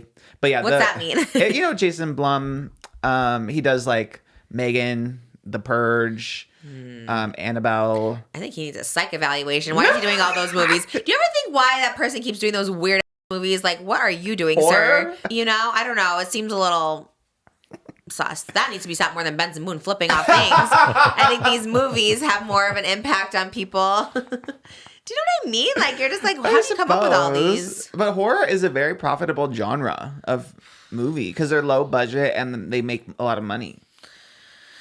Low budget, usually you said? Yeah, like this movie cost $11 million to make only. It was all filmed 90% in one like location, one restaurant, weirdly. She's just in a restaurant the whole time getting airdropped. For like 80 to 90% of the movie, yeah. But it's really good. And she's a really good... Megan Fahey is a great actress, and it's like so suspenseful. And why doesn't she go home to get her son? Because she's being threatened. She's like, if you... Like, she's being watched. It was all set up, this whole thing. So, like, there's cameras at her table in every spot. And they're just like watching her, so they're like, "You can't call 911. You can't leave if you leave this date." I can't spoil the whole thing. Spoil it. I won't watch it. Spoiler alert for Drop. Anyway, so she's going out on this first date. She's a survivor of DA, and this is her first date in like 5 years. But anyway, she is on this first date, but the guy is an informant. Like he was an informant on the mayor or something. So they were going to use her to kill him because he was going to give these documents to the FBI about how the mayor is corrupt or whatever. So they were trying to kill him. But so they're watching her on this date. She's supposed to kill him. Yeah, they're blackmailing her by threatening her son in order to kill the guy that was going to tell him. Well, okay, well, this is a spoiler review, I guess. No, she doesn't, because she figures out a way. She figures out which guy in the restaurant is the one responsible, and then she twists it, and then there's like a whole fight scene. She fights him physically? Yes, but then before he dies, he tells the guy who's like in the home with her son, kill him. And then she has to like race home to try to save her son, who's like 5. Which, that's what I was like, damn, this little 5-year-old's a good actor, but also traumatic because this guy in a ski mask is like kidnapping him. It was crazy. Oh, so someone does go to the house and get Someone's in the house the whole time threatening him. I think they could just AI child actors. I don't think we need an actual child. That does sound traumatizing. No matter what you say, that's traumatizing. That's crazy. Yeah, and this kid was so little, but so cute. They're always so little. Yeah, it's like, unless you're doing Lilo and Stitch, like, I don't think there should be a little kid. Because I remember Dakota Fanning, too, was like, I don't know, she must have been like 8 years old, or maybe even younger. Maybe she was like 6 years old with, like, do you remember the one with Robert De Niro, Hide and Seek? No. It was so scary, and he was like Charlie, this like imaginary friend, but it was like him, and it was like so scary, and I was like, who is letting their little daughter, a little 6-year-old, like acting with Robert De Niro, who's like obviously like a great actor who like emulates it. I'm like, that would be scary as shit. I don't care what you say. Or the one with it, the little clown and all those kids. I'm like, I don't know. That's, I think, where AI is going to come in for sure. AI generated thing. Still sounds awful. It's really good, I swear. It has really good reviews. Okay. If I was a movie critic, I would also give it a fresh tomato, but... A fresh... As a tomato's bad? Fresh is good. Rotten is bad. I don't want any tomatoes thrown at me. That sounds awful. All right, Jason Unless Blum. you're meditating. I do love Oh my God. that GIF so much. I do love it. I'm sorry. I think it's so funny. So mean. It is mean, People but are it mean. is so funny in retrospect. But it shows meditation works. It didn't bother you. Money. I was manifesting money and it was being thrown at me. People were stupid because that was a time when I was getting canceled and people were being really mean and hateful. But it does cost money to throw a tomato. So at the end of the day, I was winning. People were assholes back then, though. Damn, people really were. Well, all right. I was a rotten tomato before. There was rotten tomatoes. Now you're certified fresh. Yeah. What? Is that what they call yeah, it? certified on Rotten Tomatoes. You have to be Oh. certified fresh. Okay. I'm certified fresh. Was Drop certified fresh? Yes, it was. It got an 85. Okay. Maybe I need to see it. Atlas was the one on a date with her? Yeah. He was a good guy? Yeah. Okay. What an interesting concept for a movie. It was pretty interesting, but yeah, I love Megan Faye's just a really, really good actress. I think it had like potential to be really bad, but because she's so good and it was shot very well, like the cinematography was great, and the music was like very tense the whole time. It was done very well. Music is like such a big thing. Yeah, I think that helps anything. It kind of gave me like the White Lotus of like just like a simple scene, but being very tense because of the music and stuff. I and always the think acting. about that. Like when you're acting too and there's no music, I'm like, does it True. feel intense Oh or my does God, it feel... I didn't even think about that. Right? Because I've seen behind the scenes, there's one where people are possessed being thrown across the room and stuff, but there's like no music. And when you watch behind the scenes of it, it just looks kind of silly. Just like people flying around. You're so right. Yeah. That must be hard. To like get into the character of it Because you all. don't know what music is going to be there until you see it. Right. Oh, interesting. It adds to it, I think. The music of it all. Okay, I won't watch it, but it sounds No, good. you won't, but Thanks yeah, for I liked spoiling it. because I need to know. Like if you had a really good twist, like I'm not Shyamalan. Is that his name? Yeah. He always has really good twists. So if someone tells me like that movie Old, someone told me the twist, so I sat and watched it. I was like, you know what? That's a pretty good movie. I like M. Night Shyamalan. Even the, was it called Trap? Yes, I loved Trap. I'm sorry about it. I good. love Trap. It's really good. I was like, people hating on it are... I had the best time of my life seeing that movie. I do want to watch it again just because it was camp to me. It was so camp. Yeah, it was cutesy. I liked it. I thought it was cute. Yeah, people who don't like those things, like in the words of Zane and Jazzy, write your own script. You know what I mean? Because it's good. And M. Night Shyamalan is like, he's good. I want to see M. Night Shyamalan redirect a Disney remake, a live action. That'd be so good, right? Because he is camp and cutesy, I think. He is camp. I think all his movies, like Sixth Sense, you watch those signs, like they're all kind of like silly. Is he related to Harry Jowsey? Who? The person you just mentioned. M. Night Shyamalan? No, you said something else, Jowsey. No? I said Jowsey? Did I? Oh, you said Zane and Jazzy. Oh, Zane Maybe, Jazzy. yeah. Yes. Good old Zane. Zane and Heath. This is so unrelated and so hard to segue to, but there is the world record was broken for the biggest female mouth gape. A woman was Gape? able. What is that? The opening of your mouth? Oh, because there's the one on TikTok that we always saw. Oh, yeah, but I don't think she had the world record. Really? Yeah, I think she just had a really big mouth. Maybe she did. I don't know. Who was it? Marie Pearl Zelmer from Alaska. Oh no, Marie Pearl Zelmer Robinson, excuse me, from Alaska, broke the record for the world's largest female mouth gape, measuring at 2.98 inches. Wait, how much? 2.98 inches. What's 2.98? This? I'm bad with inches. Is that inches? Bigger, like This? 3 inches would be maybe like that. Is that it? That looks about right. Yeah. 3 inches. Can you do that? Because you. Oh no! I was gonna say yeah, maybe that's big. That is big. It's Did she bigger than I stretch it thought. out, though? I don't. I think she just has a big mouth. She's eating. She put like a whole can of beer in her mouth. A can of soup. Beer. Wow. Soup, I wonder how you discovered that talent. She said, "So I first got a dollar bill, which is 2.5 inches tall, which was the current record, and it totally fit in my mouth. I don't look like I have anything unusual with my face at all. I kind of seem to have a short jaw, but when I start opening it, things change pretty fast." Wow. So like the inside. Yeah. So when she can just open that mouth real big, I guess. Yeah. Does they have a picture of her? Does she look They have a picture of her with the can. Here, I'll show it to you. with the can in her mouth? That's crazy. have a pretty big mouth, but not that big. I thought maybe you could compete with her, but then seeing that vision. Oh my God. What is that? It's like a can. I could do that though. But that's what I'm saying. If you put it like an object, it can stretch. So you... Oh, she put a baseball in there too. That's kind of crazy. She put 5 Jenga blocks in there. That's pretty good. I feel like that maybe is like... I think if you put an object, but it stretches. I think you're stretching the sides of your mouth. It's more the opening of her jaw. Oh yeah, my jaw. So from oh my teeth to God, teeth. that's crazy. That's like, a small can. That's like 7 inches though. Right? I don't know anything about inches. Oh, was she going that way? I thought she's that. going vertical. Oh my God! Yeah, I thought it was that vertical. way. Okay, try it.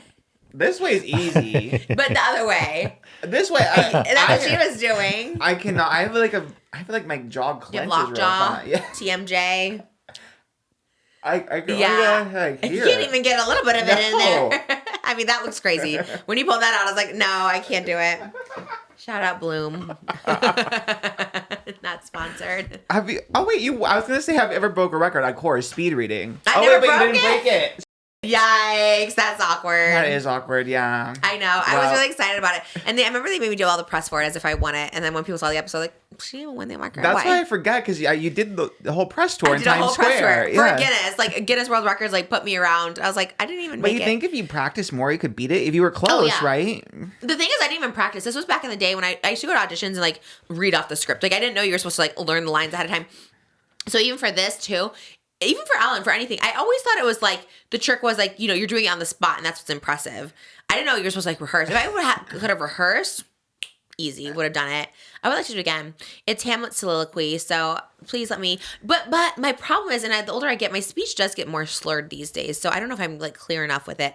I don't know how I resubmit, but Guinness World Records, if you're out there, that's what was cool about the show, because I think you have to like pay to have like a record holder person like verify you. Like, have you looked into it? How do you know this?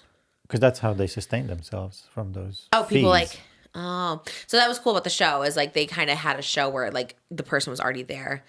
And they would clock it. So it was a cool show. I would like to be back on there. Do you know what you got? Like how... I beat it in terms of like words. Like I said it faster. Oh. But skipping words, or if you slur a word or something like that, they don't count it. Oh, interesting. Because I think I got whatever, how many words it was. It was like in 57 seconds or 56 seconds.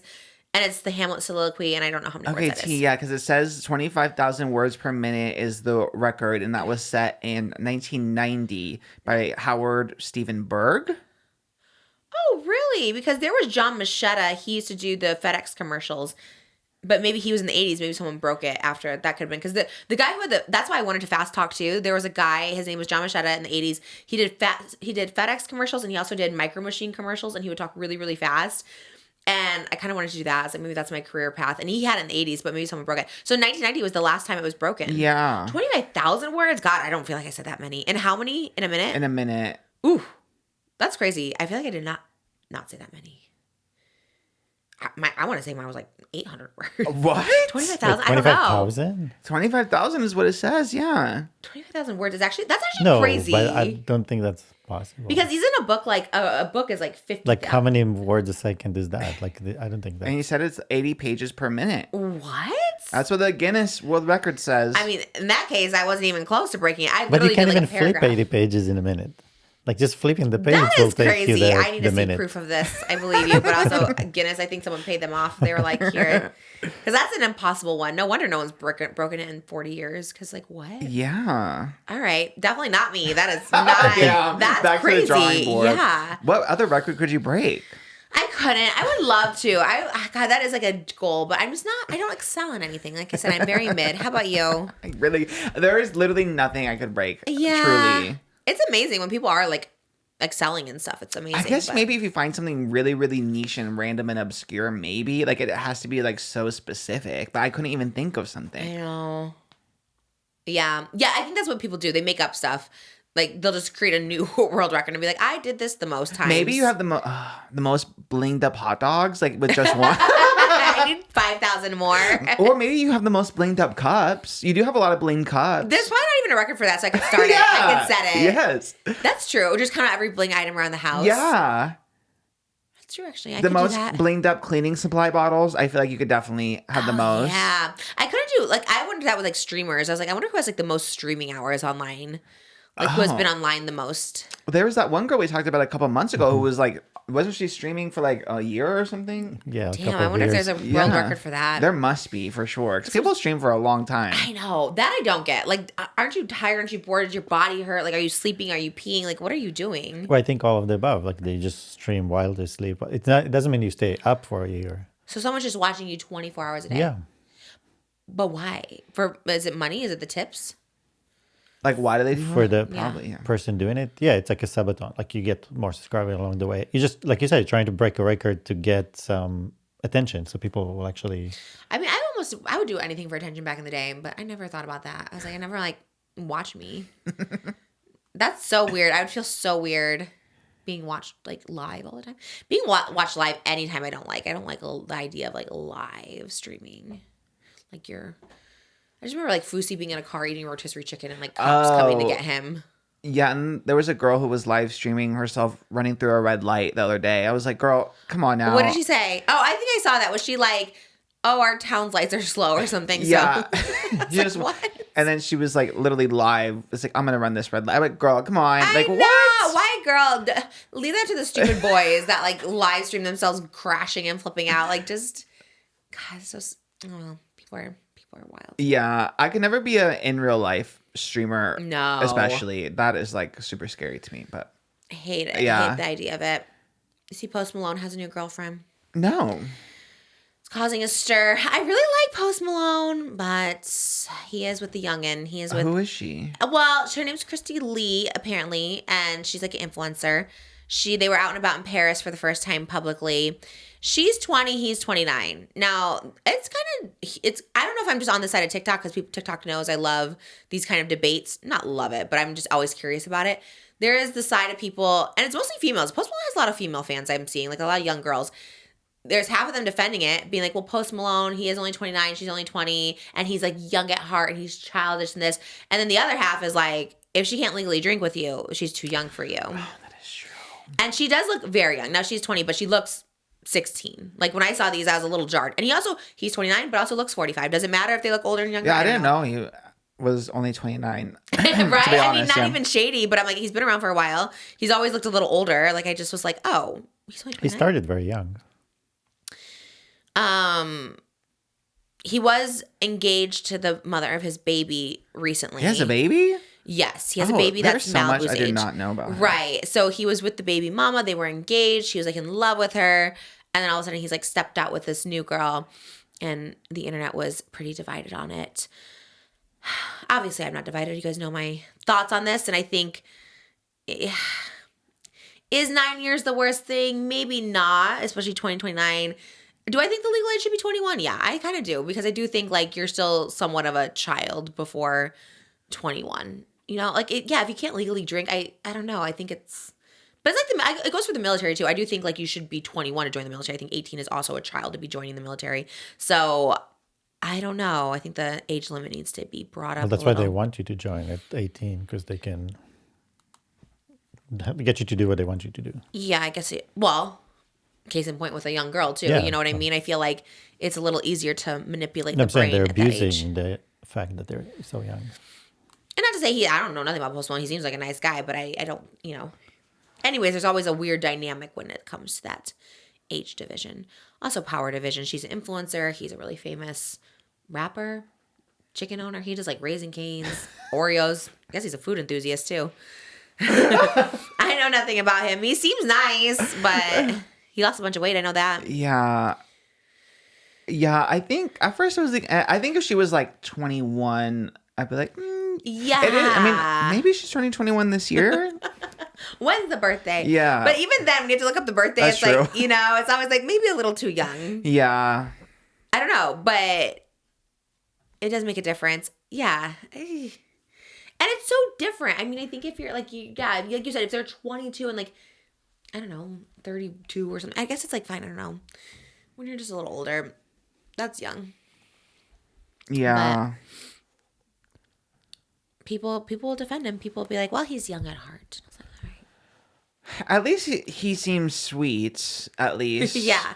Yeah, you don't hear any, like, Zach Bryan allegations against him, which is good. He does seem nice all around. Yeah. And so that, I think, lessens it a little bit, I guess. But, yeah. Someone who said they were blocked by Zach Bryan. Someone said recently that they got blocked by Brooke, him. I think. Oh, did she? Yeah, I'm canceled. That's what it was. I was like, I saw someone. Brianna CHICKENFRY out in Coachella. She has a new guy, I think she said. She does? I think she said it, but she wasn't emotionally available, she said. Oh, okay. I thought she was going to be bisexual diva for a moment. It was a moment. It was done and gone. She was like, damn, these girls in my DMs. Maybe. I was like, I guess everyone after a breakup always... Question? Yeah. Did you question it ever after a breakup? Like, No, maybe never girls. me. But I feel like maybe for girls with straight men, and then they're like, damn, maybe a girl will... That's true. Yeah. Well, Troye Sivan, too. He also was considering girls. Oh, really? Yeah. I love Troye Sivan. I love him too. We're gonna be on different Pride days. I'm so sad. I thought maybe that would be a moment to meet him. Yeah, the time they have the crossover. It's not happening this time. I do love Troye Sivan though. You don't think he'll be in attendance maybe? Because your date still has iconic people. Me. Oh yeah. No, even Sasha Kobe's on Saturday. I think it's me and J-Lo. I don't know. You don't think he wants to see you and J-Lo? That's a good ticket. Maybe. It will be a good ticket. Honestly, you're right. It's going to slide. Honestly, I turned around on J-Lo because she is so sweet with her child. I guess it's non-binary, but like she takes her child out to like the premieres and everything, lets them like walk the red carpet. And I think any parent, especially like a famous parent who like supports, who's outwardly supportive of their non-binary child is like so amazing. So J-Lo won me back with love that. Her. Yeah. Love J-Lo. I do too. I don't know. I go where the wind takes me. wherever we're at. She won me back. I'm like, I love seeing, because so many parents, especially like if you're ultra famous or whatever, I feel like they would try to hide that, you know? Be like, oh, I don't need this as part of, the discourse. But the fact that she's like outwardly supportive and walks the red carpets. And wasn't it, which movie premiere was it? Where it was like, why is J-Lo here? Oh, Wicked, I think, remember? Yeah. And everyone said it's because, I think AIMEE is their name, wanted to see Wicked. So that's why J-Lo went and took her child. So I'm like, people were being so mean. They're like, why is J-Lo here? It's like, I know. Their child wanted to be there. So I love that. J-Lo won me back with that. Okay. Yeah. I like her too. And she's performing at World Pride with World 11 Pride. I love it. Honestly, we'll have a good lineup on Friday. I don't even know. Like, they're probably, because there are great people on the lineup. I just don't know what days they're. Like, obviously, RuPaul and Slater. And, like, there are good names on there. I just don't know. Which day is which. Yeah. I wonder if Grimes is still going. Oh, yeah.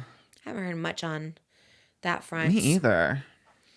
Katy Perry's back from space. Oh my God. Yes.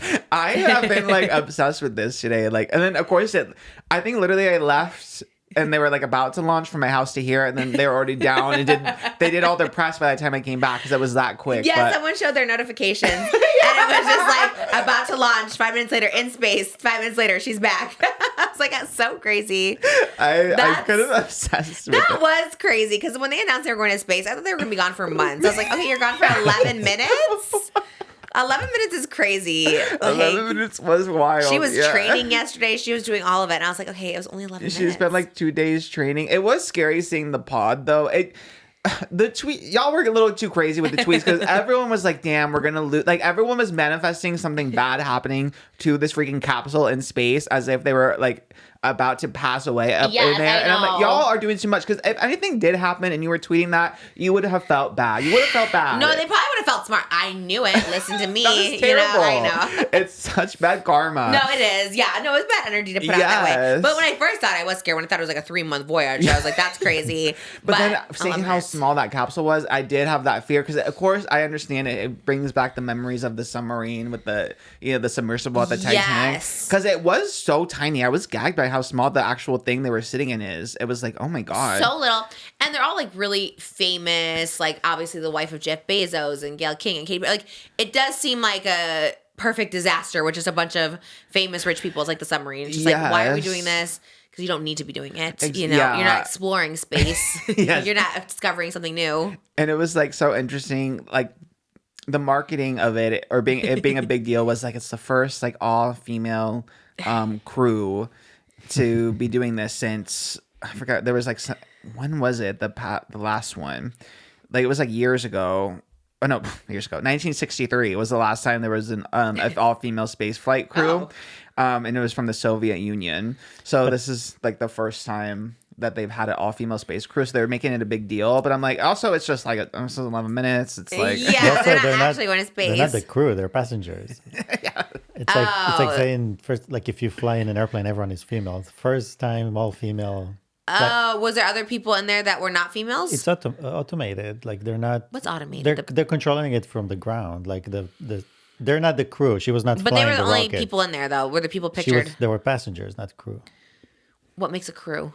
They operate like she didn't operate the rocket. She's not like maybe she did. You don't know what she did and didn't do. I can assure you she did. You didn't know. Katy Perry asked we need to reach out for a statement. Maybe they let her push one button and go. And well, that's something. And honestly, yeah, the marketing was weird. Who said something like we're putting the astronaut? That was Katy. Like, was well, it? she can say that. She was cracking me up though, because she did an interview talking about how excited she was. She said, "I'm really excited about the engineering of it all. I'm excited to learn more about STEM and the math it takes to accomplish this type of thing. I've always been interested in astrophysics and interested in astronomy and astrology and the stars. I feel like we are made of stardust and we all come from the stars, and it will be exciting to see them twinkle from that sight. And also, I have such an appreciation for Mother Earth when we see it in that way. Many people, not many, but the people that have gone had really profound things to say and brought down ideas that have been world changing." I just love that she threw everything out there. She's like astrology. Like, she's so camp Mother to me. Earth. She is camp to me. I'm sorry, it is camp. That's She's kind of saying everything. she's saying What did she sing? And I said to myself, "What a wonderful world." What? She's saying for Gayle King. Why that song? That's a random song to sing. I love that. At least she didn't sing her own song, I guess. I would have sang my own. What would you have said I don't know, a little freaky, a little "I love you, Jesus." Like, Bubbly. yeah, a little bubbly for sure. Promote the new song always. That's Oh a my weird. God. What a wonderful. And why for Gayle King? That she loves that song or just what? for the women in the little thing. Why did you sing but- Woman's World? That was the missed opportunity. Honestly, you're right about that. We have all because they're in female, space. They should have done a new edition. but you're literally all women in the big outer world. Like It's that's a woman's universe. Or wow. She missed an opportunity That there. is so funny. Is there video footage of her singing? No, because they're in space. They can't bring their phones. what? I'm sure they filmed the whole thing. Someone had to It's have only filmed 11 it. minutes. They only live streamed the launch and the return. There was no cameras inside. Maybe, I don't know. I know that Jeff Bezos' fiance, they try to again market it as like a thing for an education opportunity for children. Weirdly, because they were recording. They had this little machine. Everyone could bring something, and she brought this little machine that records the sights and sounds of space. So she's like, we're giving back to the school kids. It was a weird little pod thing. I have no idea what it even was. But she's like, we're giving back to the kids so they can learn about space. I'm like, I don't know if y'all are teaching them that much about space. Yeah. Sounds like a promotion for like Amazon Echo Space Edition or honestly, something. yeah. It all seems a little dubious to me with Jeff Bezos, but I'm glad they made it back. me She too. I kissed the was a little ground. scared. Yeah. And Yeah, even so though it's 11 minutes, I'm sure that must be a crazy experience too. Because how fast are they going?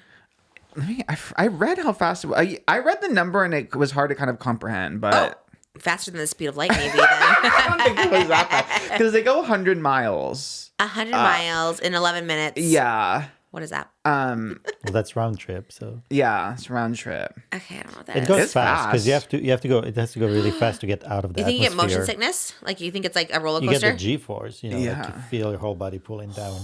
That's why they have to train, I think, to Yeah. like be able to feel that. Oh, I hate that. It's like Guardians of the Galaxy. It's my like worst nightmares when they drop and you're just Yeah. like, ugh. Oh my god, oh my god. Do they do like EKG tests on them? Make sure their heart's okay? I hope so. Yeah. There's all these Yeah. photos of Gayle King, even like in the promo photos where like she's smiling, but she looks scared for her life. Because she did do an interview and she said she was nervous ahead Yeah. of the launch.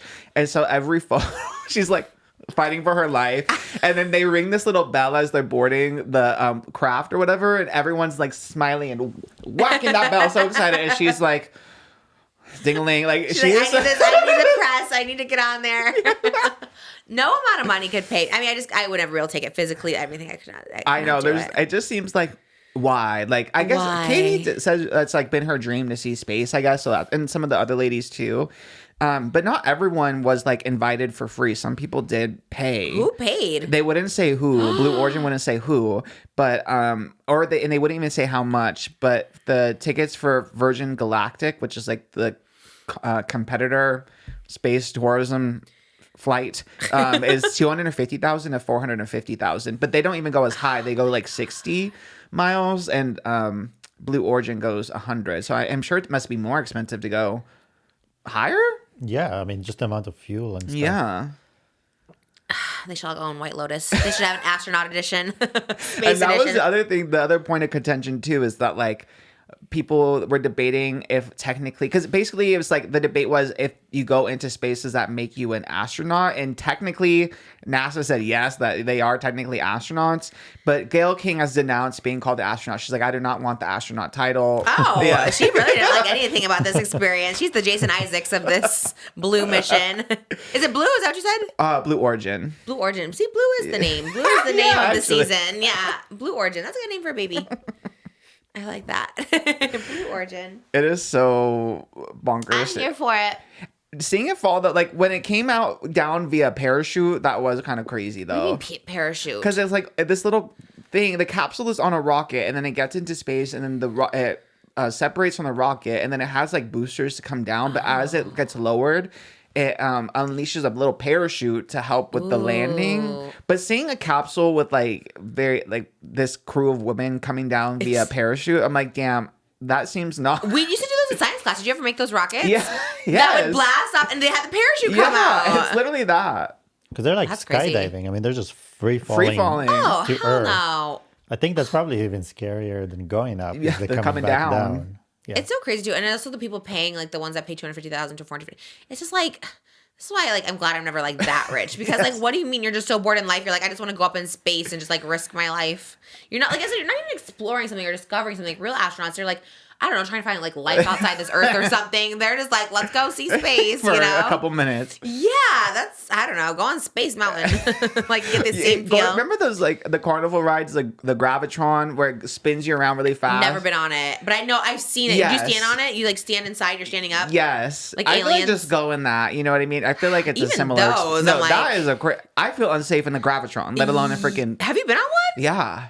All those carnival rides, I blame again Shane Dawson. He used to do those like deaths at carnival parks, and all the ones that are like the carnival ones, they seem a little bit scary. They like they're are a little traveling, rickety. Yeah. and it's always like a 16-year-old running it. I was Yes. like, no, thank you. It was very rickety in there. I did this like in December, so it was recent too. Oh my gosh, yes. you risked your life in December of 2024. Yes. No. So I'm like, if you're needing the adrenaline rush, just go to a little carnival, do a Gravitron, and you'll get the same experience. I Yeah. think. Do you get to see space in there? I feel like they make it sound like spacey, almost like Really? Space Mountain teas. You know what I mean? What's Just in go to there? Space Mountain. It's like a projector or what? It's just dark, and then there's lights. Oh, Yeah. So it's supposed to give you the feel of like It feels almost like an alien Oh. spacecraft vibes. But I feel like Space Mountain's a very similar experience too. Just go on that. yeah, stay on the ground. Yeah, that's Save the your moral of the story. $400,000. Yeah. Buy a house. Buy someone who Feed doesn't the- have a house. A feed house. the children, maybe. Feed the children. Period on that. Gosh, do you think about that? It's like you spent $400,000. Yes. Like, you literally go feed like all of like, downtown LA with That's that. why it was killing me, like the trying to pivot, like, oh, it's about education. We're gonna teach the school. I'm like, No. I don't know. The kids are fine. Like, No. this 11-minute trip isn't gonna do much for the How about education pay system. that to the science teachers, the Yeah. salary? They'll teach them for real, you know? And they made Jeff Bezos' fiance Lauren. She got like the custom spacesuits. They're made from a designer. It's Mose, I guess. Mose. Yeah, she got them custom made for the women. I'm like, I this saw is her all. come out with it. Everyone's like, woo! I was like, yeah. They were sure, but I'm like, damn, is this all necessary? It just all. Olivia Munn was like on the Today Show. And she said it all seems gluttonous. Like, what is the point? Like, you're not doing anything. And I kind yeah. of agree with her. A little out of touch. It's like the submarine of it all. Yeah. It's giving very like, okay, why are we sending these people up for 11 minutes? For what? Yeah. I guess to promote astronautism, probably they need more people. Astronautism, yes. Something. They want more girls to join the force. Maybe, yeah. Katy Perry did say she's definitely going to write a song about her experience about going to space. Did she have a space to one? I feel like she had a space one. Extraterrestrial, ET, yeah. Why'd you sing that up in space? What? That makes perfect sense. You're so hypnotizing, because you be my lover, because you be, what is it? I don't know. I love this song though. You're an alien. Touch is poison. It's supernatural, extraterrestrial. Yeah, she could. I love that you know. You're so good. You are like an encyclopedia. I love Teenage Dream, iconic pop album. Is that what it's from? Mm-hmm. Is that where she's in the clouds? Yes, the cotton candy clouds. Of course, yes. I love that. So. Okay, Katy Perry. Stan over there, I guess, kind of. Yeah, I mean, I didn't do her meet and greet. I loved Teenage Dream. I loved Prism. Is Prism? Yeah, I loved Prism too. It was the album after. That one had Roar. I just remember I don't know why. I think I was depressed over my straight coworker at Target who I thought liked me. And I remember she had a song about her divorce from Russell Brand. And it's called By the Grace of God. It's like, by the grace of God, I got through this like divorce. But here's like me at like 19 years old being like, yes, Katy, by the grace of God, we're going to get through this. I'm like, that's great about music is you can relate. That's how me, I like love the song Helena by My Chemical Romance. And I was like, oh my God, yeah, I relate to this because I feel like a car wreck sometimes. Like, no, it's about his grandma who like actually died. And like there's like a car crash when both our cars collide. I was like, oh. But you know, music interprets it. Yes, yeah. that's what music it is for. Music is a universal language. That's so true, actually. We can end on JoJo. Sure. Okay. Oh, she was also on my Hot Topics. Oh, she is. Let's do a Moses. The day we don't have something for Patreon, do Moses Hot Topics. I didn't know what's on your list. I was like, don't worry, I got lots of Hot Topics. Like, okay. That's why I thought you said Harry Jowsey, and that's connected me to my Hot Topic with JoJo Siwa. Oh. Okay. So should we get to the JoJo Siwa one? Yeah. Mine is quick. I just want Jimmy to put a picture of JoJo Siwa as Billy and Harry Jowsey. Because I knew she looked like someone. Moses was telling me this all weekend. Oh, JoJo looks like someone when she's in her drag as a boy. And I was like, I don't know who. Did you see her? No. She was like Billy Siwa. There one? he is. Is that a celebrity Big Brother? Go back to her again? Okay, T, I do. Actually, you kind of ate with that. I do see it. I guess. Another dubious British man. He's Australian, but... I do get them confused all the time. But, I mean, they are British prisoners, so... Oh my God. Okay, political over there. That's how Australia gets started. Jeez. All right, that's a great transition into JoJo Siwa, Celebrity Big Brother. Well, the latest update is Mickey Rourke was finally asked to leave Celebrity Big Brother. Why did he? I saw this. What was the... Because, I mean, he said crazy stuff, then they kept him in the house. So what was the final... So the latest update was a spokesperson for the show announced that he agreed to leave Celebrity Big Brother for good, following a discussion with Big Brother regarding further use of inappropriate languages and instances of unacceptable behavior. The statement also elaborated that Mickey was threatening and aggressive towards former Love Island contestant Chris Hughes, but the specifics about the incident, including like all the language and stuff, is going to be revealed in the next episode. So they haven't said what exactly it was. I guess that's a tease for the next episode. They actually show what happens, I guess. See. Okay. Yeah, but they did confirm he was asked to leave. I can only imagine because the stuff to JoJo, we kind of talked about it last week, but the clip had just come out the morning we filmed, so I hadn't even fully seen it. But then fully seeing the clip of Mickey Rourke talking to JoJo Siwa in the Celebrity Big Brother house was bonkers. It was so crazy. So crazy. That's why I don't understand why he wasn't kicked out from there, because like Big Brother's super big on like no racism, no homophobia. So I was like, okay, what happened? Like, why did they keep him in the house? Because other like threatening her and stuff, like it was like a danger. It was just like, why did they keep him in the house? Yeah, because he used a homophobic slur towards her, and pretty much threatened to like her kind. She said it. He told her, if I stay longer than 4 days, you won't be gay anymore. I'll tie you up. And that's crazy. Yeah. That's crazy. And how do people just look past it? If someone said that's like, it was like him saying that to me or something like that, like that's crazy. Or like another, like a young girl. Like JoJo's also very young. She's like in her 20s. Yeah. So it's like, what? And he did get like a formal warning for that. But then there was other things too. He like body shamed one woman. He made fun of this other woman's cooking. And he's just kind of been a terror like this whole time. Then talking about JoJo, he said, I'm going to vote the lesbian out real quick. Which is so and JoJo's weird. like, he literally can't do it for that reason. Like, literally. And then Bella Thorne also came out and spoke out against him when the clips of him and of Mickey Rourke and JoJo were going viral. He worked with Bella on a 2020 film called Girl. And she said, he's supposed to take a metal grinder to my kneecap, and instead he used it on my genitals through my jeans, hitting them over and over again. She alleged I had bruises on my pelvic bone. working with Mickey was one of the all-time worst experiences of my life as an actress. But for the record, Mickey's reps have denied those allegations of sexual misconduct to Variety. So about Bella Thorne. About Bella Thorne, yeah. What did his rep say about the JoJo? Nothing. The reps are quiet on this one. They're like, well, it's hard to deny what we see. Yeah. Well, I kind of lean towards believing Bella Thorne. I know. Seeing this man in action, I'm like, this all makes sense. And to women, but you said something with the Love Island Chris. Yeah. What did he do to him? They haven't said that. Yeah, part. They're gonna announce. I guess show it in the next episode. So like, we'll see. I can only imagine how bad it is if that's the thing that makes him. Yeah. Because the stuff he said to JoJo was already like so bad.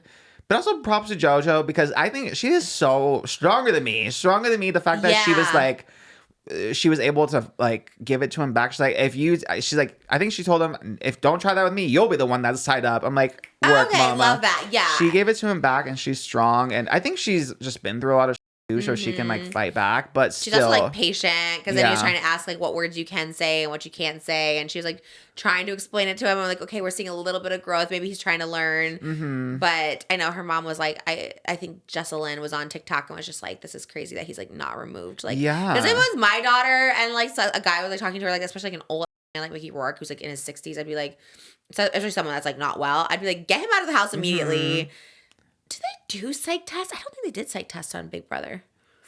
I know they do in the America Big Brother or the CBS one, but yeah, I was wondering about that too. Like when you did you have to do a psych test? I probably wouldn't have passed it if we had to. That's kind of what I was thinking. But especially back then. This was also 2017, which was crazy, or 2018 maybe. No, 2017. I don't remember. I actually don't recall. They do like let you see like a therapist. There's like a therapist on call. I remember. Well, you know, you're not supposed to see anyone outside the house, but I remember they would bring a therapist in every morning for me because I was like literally going crazy. They're probably like, oh, this girl's like losing her mind. I wonder if he still gets paid if you get asked to leave. So I did see a report that was like he was originally the highest paid of the cast members, but then after he was expelled from the game, his payment got slashed, and now JoJo is the top paid. Was it $400,000 for JoJo and $500,000 for him? I think so, yeah. And I just saw one report. I didn't see like confirmation anywhere, so take it for what you will. It makes sense though that like if you're kicked out that early, that you wouldn't get the same amount of money. For you, how was it? Like that's what I said. I was just like, if I leave now, do I get a little money or all the money? Because oh man, I should have just stayed. Yeah, I wasn't getting paid. I think the most I heard someone get paid, well, obviously like Pamela Anderson stuff probably gets paid more, but I know Ray J got like $1 million. Really? I think Spidey might have gotten $1 million. I did not. I think mine was 80,000 pounds, which is less than dollars. It's more. So that's probably like it's probably $100,000. Yeah. Okay, so maybe that. And then, I left after 12 days and I only got like $12,000. Really? Yeah. But that's because I took myself out, and they kept saying that too. Like, well, if you leave, it's like less money. I was like, so let me try and stay a little bit. But I do wonder how much. It must have been a big cut similar to yours, I would think, right? That's crazy though, because you fly all the way over there, you make yourself look like a fool. I never really thought much about Ricky Rourke before this. Now I'm like, you are a monster. He is a monster, and he used to be such a good like actor and respected, and now he is kind of like a joke. Although he did do that comeback with like The Wrestler. I remember everyone was like, "Oh my God, Mickey Rourke's back!" And then What year was that? Let me see. Like 2006. I think I moved to Hollywood when that came out because I remember I saw him at a Target, and he commented on my dent, and he said that dent looks so cool, and I was like, "Thanks." The only thing I've seen Mickey Rourke in, I think, is Iron Man 3. Who was he in that? Iron Man 2. Was he the villain? That was 2010. Yeah, he was the villain. Oh, he was in Sin City. I didn't see Sin City, but I like the posters. You know, you would like it. It's kind of girly pop. Is that the Jessica Alba? Yeah, where she's like the cowgirl. I love the posters of it. It's a little graphic. I like it. It's cute. I like it. Maybe I don't. I was a pick me girl back then, so I don't know if I like it. Back then, I used to have all the posters, everything. Other than that, I haven't seen him in anything else except Iron Man 2. The Wrestler was 2008. Yeah, I'm glad that he is out of this house. But yeah, I'm good for JoJo. I feel like everyone is seeing her in a new light now after Celebrity Big Brother, which is good because she obviously handles herself very well in the midst of homophobia. So, no, she's like super. But I always like JoJo. I've always said this. Like, there is something like special and sweet about her. Some Big Brother can like make or break you. Can make you look like crazy, or it can make you look really good.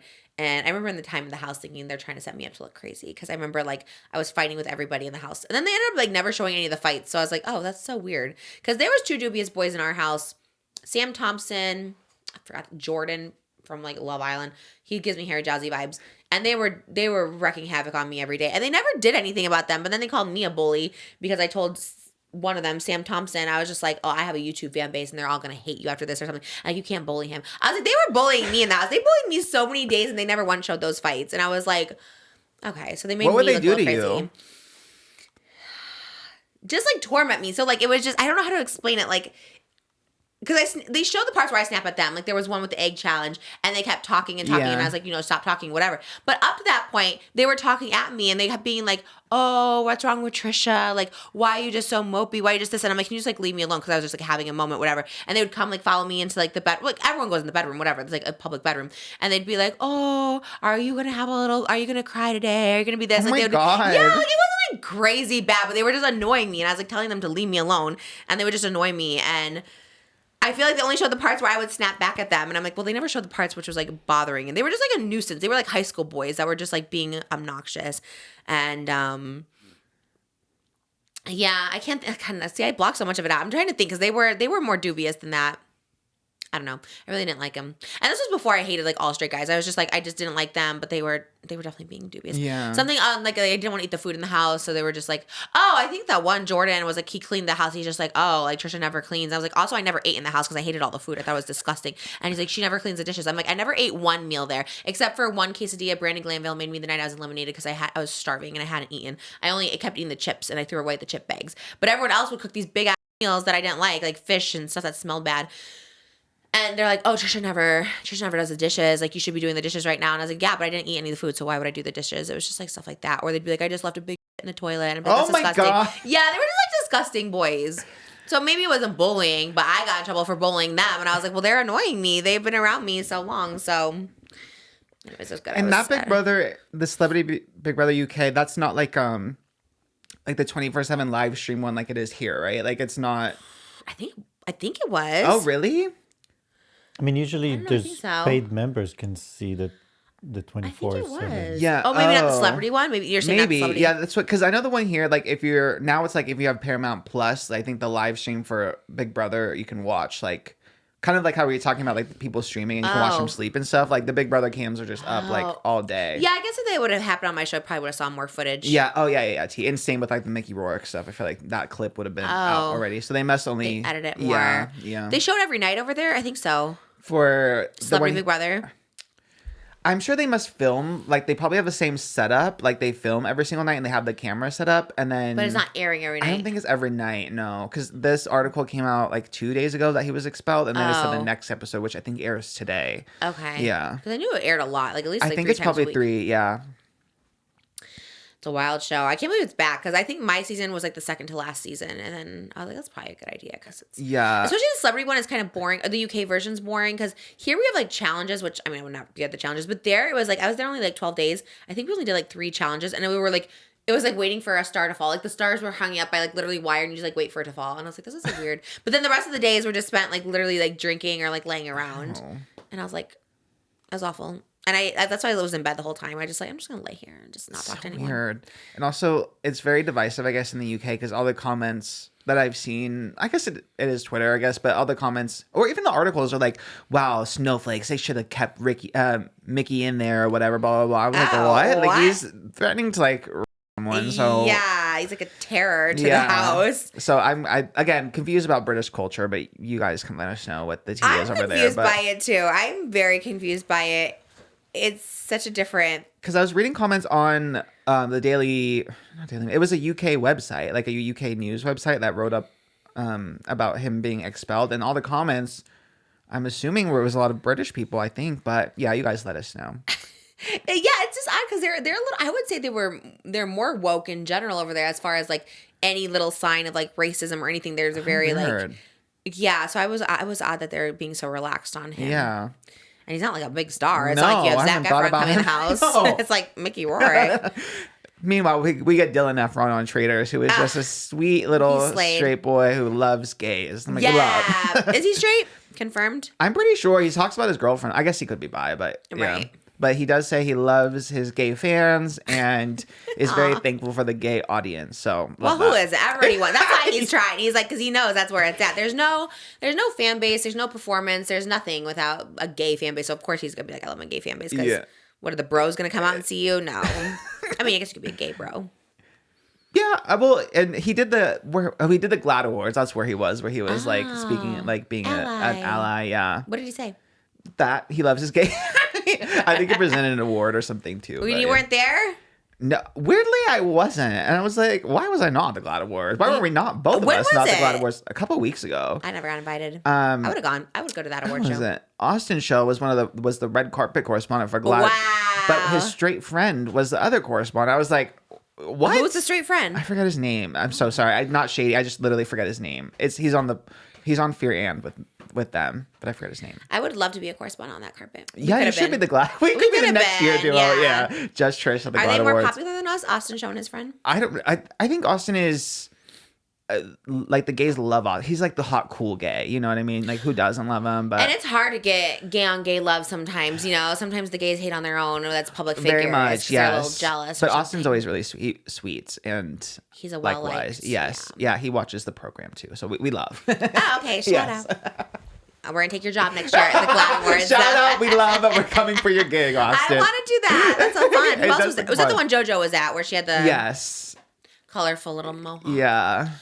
I like JoJo. This is a good show to show her being a real I'm excited for her to come back and everyone to love her. Yeah, because I just feel like when you see her on the carpet, she's like trolling and being like this whatever, and then she's like a real person downside. You're so right. That's what it is. Yes. We're seeing the real JoJo right now. I think that's what it is. You're so right. You see the long form at someone. You see the real colors. Yeah, I'm excited for this new era. It's the era we've been asking for. Truly, every time we talked about her, we've asked for this.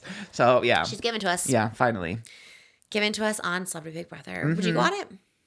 It seems like kind of a nightmare. I'm not gonna lie. Jimmy's dream was to go on regular Big Brother, but now he's like, well, how will I not edit the podcast for 5 months? And I'm like, I know, Jimmy, you can't be gone for freaking 4 or 5 months. So if Jimmy got on it, that'd be happy for him. God, I don't know who would have edit though. I know, same. That's a long time. It's a long season now. I mean, I guess I do have a couple backup editors. Oh, Jimmy, if you want to go on it, go on it. We won't stop you, Jimmy. I support it, but it we'll come to the audience. It's like when Ariana came to see Frankie when he was in Big Brother. We'll do that. Well, you work there. You could just say true. hi. I work in the building next door. Oh my God, you literally could just drop things over the wall. You're so at Hunger Games. It's like a Hunger Games. Yeah. Little parachute. Has that casting been finalized? Which Hunger Games? Yeah, I heard they were Dakota Elle Fanning was going to be was Effie. in the running for Effie. Yeah. Ugh, I really feel that should not be it. I know you're like campaigning it should be me. for Effie. Am I too old to be that? I guess I'm the age of Effie in the regular Hunger Games. That sucks. She is, I think, in like college. I think. Well, Mike Feist and I think, are the same age, right? Let me see. Maybe not. Now I'm curious. I always think we are, but the age Jonathan Bailey was aged up. Mike Feist is 33. Oh damn, he's young. Damn, really? He does look young, I guess. He does look a lot younger than 33, though. I could look young, too. Just give me a little... What did they do with Benjamin Button, like Brad Pitt? What did they do to make him look younger? I think they CGI his face CGI. Or something, right? What's the difference between CGI and AI? That's a good... What? I actually don't know what technically the difference is. CGI, I don't know. CGI is animated graphics. And what's AI? AI is when things are automated, like when... A computer creates it. Like I can create CGI, I can draw and create CGI, but AI is when the computer does it. And we're against AI. No, not fully. No, AI is good and useful for some things. Like what? It could be a good tool. Like it can make things easier for work. I always think about it if it makes the process easier for someone who is working. I just don't like AI that replaces a person. Yeah, because then that person could lose their job. And also, especially when it comes to like movies and art, like scripts and stuff, I think there's something special about humanity and people writing songs and scripts and stuff versus just a computer studying other people's work and just spewing it out. So that's my trying to make the human race extinct over here, just getting us out. Yeah. What do you think is more hated, AI or tariffs? Actually, it's a good question. I feel like probably tariffs are more hated, I think, because that's like universal. If it makes something more expensive for everyone, whereas some people really like AI. So, all right, tariffs are out. We should vote on it. We should do a vote in America. Why can't we vote on things like that? Like, I get it. We voted for the president, but why can't we vote on things? Like, you know? Well, I think midterms you can vote, and that your vote from midterms Really? says, yeah. About certain props. It's like, you know, if certain politicians are like have a hard stance on something that you disagree with, you can, like, you know, vote them out in the midterms. That's what they say. So when's that? Next year, I think it's midway through the 4, so 2 years. But yeah, you can't vote like on things because it should be in a way that when you pay your taxes, you can vote like, you know, I want my taxes to go to education and infrastructure and not to war. But you don't get a say. Yeah. Like, you don't get a say where your money is going to go. Huh, I wonder why. Well, because they don't want you. Oh. No one needs your money. Well, that's where we're ending it because I have nothing else to say on that. But if you want to spend your money wisely, come see the Trish tour. Or if you're stuck on the line to Coachella, watch this episode. Okay. Like download Rewatch the it, Trish. download and You're gonna have 10 hours. You need a few. maybe second weekend's not episodes. bad. I'm still hoping I might be there on Friday, maybe as a special guest. No communication from Gaga's team, but just in case, I don't know. And Oscar, maybe too. Maybe. I feel like you're manifesting a weekend too for you because you said maybe to Misha, and you're saying maybe now.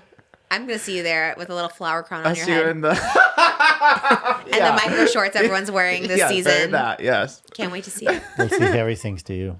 I would love Hairstyle's gonna be there. Harry Daniels. Oh. Or Harry Jowsey. Dream Blunt rotation. All the Harrys. All right, guys, we're out. We're going to do an extended on Patreon. Go to patreon.com/justtrish. We have really salacious topics over there. They're so juicy. We can't even say them here. So we love you guys, and we'll see you in the next one. Bye.